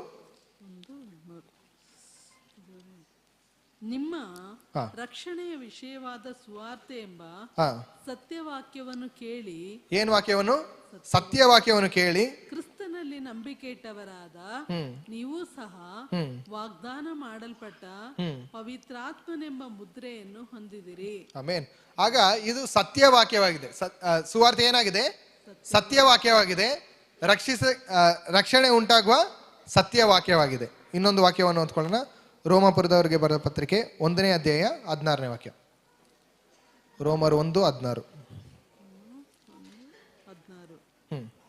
ಆ ಸುವಾರ್ತೆಯು ಹಾ, ದೇವರ ಬಲ ಸ್ವರೂಪವಾಗಿದ್ದು ದೇವರ ಏನಾಗಿದೆ, ಬಲ ಸ್ವರೂಪವಾಗಿದ್ದು ಮೊದಲು ಯಹೂದ್ಯರಿಗೆ ಹಾ, ಆಮೇಲೆ ಗ್ರೀಕರಿಗೆ ಅಂತೂ ನಂಬುವವರೆಲ್ಲರಿಗೂ ಹಾ, ರಕ್ಷಣೆ ಉಂಟು ಮಾಡುವಂತದಾಗಿದೆ. ಹಾ, ಹೇಗೆಂದರೆ ದೇವರಿಂದ ದೊರಕುವ ನೀತಿಯು ಅದರಲ್ಲಿ ತೋರಿ ಬರುತ್ತದೆ. ಹಾ. ನೀತಿವಂತನು ನಂಬಿಕೆಯಿಂದಲೇ ಬದುಕುವನೆಂಬ ನೀತಿವಂತನು ಹೆಂಗೆ ಬದುಕ್ತಾನೆ? ನಂಬಿಕೆಯಿಂದಲೇ ಬದುಕ್ತಾನೆ ಬದುಕುವನೆಂಬ ಹಾ, ಶಾಸ್ತ್ರೋಕ್ತಿಯ ಪ್ರಕಾರ ಆ ನೀತಿಯು ನಂಬಿಕೆಯ ಫಲವಾಗಿದ್ದು ನಂಬಿಕೆಯನ್ನು ಪ್ರಕಟಿಸುವಂತದಾಗಿದೆ. ನಂಬಿಕೆಯನ್ನು ಪ್ರಕಟಿಸುವ. ಈಗ ಸುವಾರ್ತೆ ರಕ್ಷಿಸೋಕೆ ದೇವರ ಬಲ ಸಾರೂಪ್ಯವಾಗಿದೆ, ಬಲ ಉಳ್ಳದಾಗಿದೆ. ರಕ್ಷಣೆ ಕೊಡೋದಕ್ಕೆ ಯಾವುದು ಬಲ ಇದೆ? ಸುವಾರ್ತೆಗೆ ಬಲ ಇದೆ. ನಾವು ಬಂದು ಒಬ್ರನ್ನ ರಕ್ಷಿಸೋಕೆ ಆಗೋದಿಲ್ಲ, ಅಥವಾ ನಾವು ಹೇಳುವ ಸಂಗತಿ ಅಂದ್ರೆ ನಾನ್ ಬಂದು ಹಿಂಗಾದೆ ಅಂತ ಹೇಳೋದು, ಅದ್ರ ಮೇಲೆ ನಂಬಿಕೆ ಇಟ್ಬಿಟ್ರೆ ಅದು ರಕ್ಷಣೆ ಉಂಟಾಗೋದಿಲ್ಲ. ಆದ್ರೆ ಸುವಾರ್ತೆ ಏನಾಗಿದೆ? ಒಬ್ಬ ಮನುಷ್ಯನನ್ನ ರಕ್ಷಿಸೋದಕ್ಕೆ ದೇವರ ಬಲ ಸ್ವರೂಪವಾಗಿದೆ, ಬಲವಾಗಿದೆ ಸುವಾರ್ತೆ. ಸೊ ಸುವಾರ್ತೆ ಅನ್ನೋದು ಆತನ ಬಗ್ಗೆ ಶುಭ ಸಂದೇಶ. ನಾವು ನೋಡಿದಾಗೆ ಸುವಾರ್ತೆ ಕೃಪೆಯಾಗಿದೆ, ಸುವಾರ್ತೆ ಬೆಳಕಾಗಿದೆ, ಸುವಾರ್ತೆ ಸಮಾಧಾನ ಉಳ್ಳದಾಗಿದೆ, ಸುವಾರ್ತೆ ಸತ್ಯವಾಗಿದೆ. ಸುವಾರ್ತೆ ಕೃಪೆಯಾಗಿದೆ, ಸುವಾರ್ತೆ ಬೆಳಕಾಗಿದೆ, ಸುವಾರ್ತೆ ಸಮಾಧಾನವಾಗಿದೆ, ಸುವಾರ್ತೆ ಸತ್ಯವಾಕ್ಯ. ಅದಕ್ಕೆ ಇದನ್ನ ಶುಭ ಸಂದೇಶ ಅಂತ ಹೇಳ್ತಾರೆ. ಅದಕ್ಕೆ ಇದು ಸುವಾರ್ತೆ, ಅದಕ್ಕೆ ಇದು ಗುಡ್ ನ್ಯೂಸ್ ಅಂತ ಹೇಳ್ತಾರೆ. ಗುಡ್ ಟೈಡಿಂಗ್ಸ್, ಒಳ್ಳೆಯ ಸಂದೇಶ, ಶುಭ ಸಂದೇಶ. ಇದು ಒಂದು ಭಯಪಡುವ ಸಂದೇಶ ಅಲ್ಲ, ನಂಬಿಕೆಯನ್ನು ಹುಟ್ಟಿಸುವ ಒಂದು ಸಂದೇಶ. ಸೊ ನಾವು ನೋಡಿದ ಹಾಗೆ ಇದು ಕೃಪೆಯ ಸುವಾರ್ತೆ, ಬೆಳಕಿನ ಸುವಾರ್ತೆ, ಸಮಾಧಾನ ಉಂಟು ಮಾಡುವ ಸುವಾರ್ತೆ, ಸತ್ಯವಾಕ್ಯದ ಸುವಾರ್ತೆ ಆಗಿದೆ. ಕೊನೆಯದಾಗಿ ನಾವು ಒಂದು ಪ್ಯಾಸೇಜ್ನ ಓದಿ ಮುಗಿಸೋಣ. ಗಲಾತ್ಯ 1:6 ವಾಕ್ಯದಿಂದ 9ನೇ ವಾಕ್ಯ. ಗಲಾತ್ಯ 1:6 ವಾಕ್ಯದಿಂದ 9ನೇ ವಾಕ್ಯ. ಕ್ರಿಸ್ತನ ಕೃಪೆಯಿಂದ ನಿಮ್ಮನ್ನು ಕರೆದಾತನನ್ನು ನೀವು ಇಷ್ಟು ಬೇಗನೆ ಬಿಟ್ಟು ಬೇರೆ ಸುವಾರ್ತೆಯನ್ನು ಹಿಡಿದಿರುವುದಕ್ಕೆ ಆಶ್ಚರ್ಯ ಪಡುತ್ತೇನೆ. ಅದು ಸುವಾರ್ತೆಯೇ ಅಲ್ಲ, ಆದರೆ ಕೆಲವರು ನಿಮ್ಮಲ್ಲಿ ಭೇದವನ್ನು ಹುಟ್ಟಿಸುತ್ತಾ ಕ್ರಿಸ್ತನ ಸುವಾರ್ತೆಯನ್ನು ಮಾರ್ಪಡಿಸುವುದಕ್ಕೆ ಅಪೇಕ್ಷಿಸುತ್ತಾ ಇದ್ದಾರೆ. ಆದರೂ ನಾವು ನಿಮಗೆ ಸಾರಿದ ಸುವಾರ್ತೆಗೆ ವಿರುದ್ಧವಾದದ್ದನ್ನು ನಾವೇ ಆಗಲಿ ಪರಲೋಕದಿಂದ ಬಂದ ದೇವದೂತನೇ ಯಾರೇ ಆಗಲಿ, ನಾವೇ ಆಗಲಿ, ನಾನಾದ ಪೌಲನು ಪೇತ್ರನು ನಾವೇ ಆಗಲಿ, ಅಥವಾ ಪರಲೋಕದಿಂದ ಬಂದ ದೇವದೂತನೇ ಆಗಲಿ. ದೇವದೂತರು ಏನಂತ ಹೇಳ್ಕೊಂಡು ಬಂದ್ರು? ಮನುಷ್ಯನಿಗೆ ಏನಾಗ್ಲಿ? ಸಮಾಧಾನ ಉಂಟಾಗಲಿ, ಒಳ್ಳೆಯ ಸಂದೇಶವನ್ನ ಹೇಳ್ಕೊಂಡು ಬಂದ್ರು. ಬಟ್ ಅದೇ ದೇವದೂತರು ಈಗ ಬಂದು ಸುವಾರ್ತೆ ಇದಲ್ಲ, ಸುವಾರ್ತೆ ಬಂದು ನೀವು ಬಂದು ಒಳ್ಳೇದ್ ಮಾಡ್ಬೇಕು, ನೀವು ಬಂದು ಹೀಗೆ ನಡ್ಕೊಳ್ಬೇಕು, ಮನುಷ್ಯನ ಬೋಧೆಯನ್ನ ಹೇಳ್ಕೊಟ್ರೆ ಅದು ಸುವಾರ್ತೆ ಏನಲ್ಲ ಅಂತ ಏನಾಗ್ಲಿ ಶಪಿಸಲ್ಪಡ್ಲಿ ಅಂತ ಹೇಳ್ತಾರೆ. ಅದೇ ಪೌಲನು, ಅದೇ ಪೇತ್ರನು ಈ ಸುವಾರ್ತೆಯನ್ನ ಬೇರೆ ರೀತಿ ಹೇಳ್ಕೊಟ್ರೆ ಇದು ಕೃಪೆಯಾಗಿಲ್ಲ, ಇದು ಬಂದು ಕತ್ತಲೆಯಾಗಿ ತೋರಿಸಿದ್ರೆ, ಆತನು ಸಮಾಧಾನವಾಗಿಲ್ಲ, ಇನ್ನು ನೀವು ಬಂದು ಕಾಣಿಕೆ ಕೊಟ್ರೆ ಅಥವಾ ಇದು ಮಾಡಿದ್ರೆ, ನೀವು ಬಂದು ಈ ತರ ನಡ್ಕೊಂಡ್ರೆ ನಿಮ್ಗೆ ರಕ್ಷಣೆ ಉಂಟಾಗುತ್ತೆ ಅನ್ನೋ ತರ ಹೇಳಿದ್ರೆ ಆತನ ಏನಾಗ್ಲಿ ಶಪಿಸಲ್ಪಡ್ಲಿ. ಸೊ ಈ ಗಲಾತ್ಯ ಸಭೆಗೆ ನೋಡ್ರಿ, ಈ ಅಂದ್ರೆ ನೋಡ್ತೀವಿ ಬೇರೆ ಒಂದು ಸುವಾರ್ತೆನ ನಾವು ಬೇರೆ ತರನು ನಾವು ಹೇಳಕ್ಕೆ ಸಾಧ್ಯತೆ ಇದೆ. ಬಟ್ ನಾವು ಕೇಳ್ಕೋಬೇಕು, ನಾವು ಇದೇ ಯಾವ ಸುವಾರ್ತೆನ ನಾವು ನಂಬಿದ್ದೇವೆ, ಯಾವ ತರ ದೇವರನ್ನ, ಯಾವ ತರ ಶುಭ ಸಂದೇಶವನ್ನ ನಾವು ಇಟ್ಕೊಂಡು ಹೇಗೆಲ್ಲ ನಾವು ಬಂದು ಸುವಾರ್ತೆಯನ್ನ ನಾವು ಬಂದು ಅನ್ಕೋತೀವೋ ಇದು ನಿಜವಾಗ್ಲೂ ಶುಭ ಸಂದೇಶವಾಗಿದ್ಯಾ? ಮನುಷ್ಯನ ಕಡೆಯಿಂದ ಒಂದು ಕೂಡ ಎದುರು ನೋಡದೆ, ಮನುಷ್ಯನ ಕಡೆಯಿಂದ ಸ್ವಲ್ಪ ಕೂಡ ಒಳ್ಳೆತನ ಇಲ್ಲದೆ ಇದು ಬಂದಿದ ಒಂದು ಸುವಾರ್ತೆ. ಸ್ವಲ್ಪ ಕೂಡ ಅಂದ್ರೆ ಇನ್ನು ಕೆಳಗಡೆ ಆದ್ರೂ ಹೇಳ್ಬೋದು, ಬಟ್ ಸ್ವಲ್ಪ ಕೂಡ ದೇವರ ಕಡೆಯಲ್ಲಿ ಒಂದು ಕೂಡ ಇಲ್ಲ. ಆತನ ಮೇಲೆ ಬರೀ ನಂಬಿಕೆ. ಯಾಕಂದ್ರೆ ಮನುಷ್ಯನ ಇಡುವಂಥದ್ದೇ ನಂಬಿಕೆನೆ, ಅಂದ್ರೆ ನಂಬಿನೇ ನಾವು ಎಲ್ಲವನ್ನೂ ಮಾಡ್ತೀವಿ. ಬಟ್ ದೇವ್ರ ಮೇಲೆ ನಾವು ನಂಬಿಕೆ ಇಟ್ರೆ ಅದು ಕಥೆನೇ ಬೇರೆ. ಅಂದ್ರೆ ನಾವು ಬಂದು ಅನೇಕ ವಿಷಯದಲ್ಲಿ ನಾವು ನಂಬಿಕೆ ಇಡ್ತೀವಿ, ಅದ್ರ ಮಹಿಮೆ ನಾವು ನೋಡ್ತೀವಿ. ಬಟ್ ದೇವರ ಮೇಲೆ, ಯೇಸು ಕ್ರಿಸ್ತನ ಮೇಲೆ ನಾವು ನಂಬಿಕೆ ಇಟ್ರೆ ಆತನ ಹೆಸರು ಏನಾಗಿದೆ? ಪಾಪದಿಂದ ಬಿಡಿಸಿ ಕಾಯುವಾತನು. ಯೇಸು ಅಂದ್ರೆ ರಕ್ಷಿಸೋದಕ್ಕೆ ಬಂದನು. ಯೇಸು ಬಂದು ಸೇವೆ ಮಾಡಿಸ್ಕೊಳಕ್ ಬರಲಿಲ್ಲ, ಸೇವೆ ಮಾಡೋದಕ್ಕೋಸ್ಕರ ಬಂದನು. ಮತ್ತೆ ಅನೇಕ ಜನರಿಗೆ ಬಲಿಯಾಗಿ ಸಾಯೋದಕ್ಕೋಸ್ಕರ, ತನ್ನನ್ನೇ ಜೀವವನ್ನೇ ಕೊಡುವುದಕ್ಕೋಸ್ಕರ ಬಂದನು. ಯೇಸು ಅಂದ್ರೆ ರಕ್ಷಕನಾಗಿದ್ದಾನೆ. ಸೊ ಆ ರಕ್ಷಕನ ಪವರ್, ಆ ರಕ್ಷಕನ ಶಕ್ತಿ, ಆ ರಕ್ಷಕನ ಉಡುಗೊರೆ, ಆ ರಕ್ಷಕನ ಸಹಾಯ ನಮ್ಗೆ ಬೇಕಂದ್ರೆ ಅದಕ್ಕೆ ನಾವು ಬಂದು ಆ ಸುವಾರ್ತೆ ಮೇಲೆ ನಾವು ನಂಬಿಕೆ ಇಟ್ಟಿವಿ. ಅದಕ್ಕೆ ಸುವಾರ್ತೆ ಎಂಬುದು ಏನಾಗಿದೆ? ರಕ್ಷಿಸುವಿಕೆ ದೇವರ ಬಲ ಸಾಮರ್ಥ್ಯವಾಗಿದೆ. ಓದ್ಕೊಳ್ಳೋಣ. ಪರಲೋಕದಿಂದ ಬಂದ ದೇವದೂತನೇ ಆಗಲಿ ನಿಮಗೆ ಸಾರಿದರೆ ಶಾಪಗ್ರಸ್ತನಾಗಲಿ, ಏನಾಗಲಿ? ಶಾಪಗ್ರಸ್ತನಾಗಲಿ. ನೀವು ಸ್ವೀಕರಿಸಿದ ಸುವಾರ್ತೆಗೆ ವಿರುದ್ಧವಾದದ್ದನ್ನು ಯಾವನಾದರೂ ನಿಮಗೆ ಸಾರಿದರೆ ಅವನು ಶಾಪಗ್ರಸ್ತನಾಗಲಿ ಎಂದು ನಾವು ಮೊದಲು ಹೇಳಿದ್ದಂತೆಯೇ ಈಗಲೂ ನಾನು ತಿರುಗಿ ಹೇಳುತ್ತೇನೆ. ಆಗ ಪೌಲ್ ಸ್ಪಷ್ಟವಾಗಿ ಹೇಳ್ತಾರೆ. ನಾವೀಗ ಓದಿದಂತ ವಾಕ್ಯ ಎಲ್ಲ ಪೌಲ್ ಸುವಾರ್ತೆಯನ್ನು ಕುರಿತು ಏನೇನು ಹೇಳ್ತಾರೆ ಅಂತ ನಾವು ನೋಡಿದ್ದೇವೆ. ಅದು 4 ಅಡಿಪಾಯದಲ್ಲಿ ನಾನು ಹೇಳಿದ್ದೇನೆ. ಕೃಪೆಯ ಸುವಾರ್ತೆ,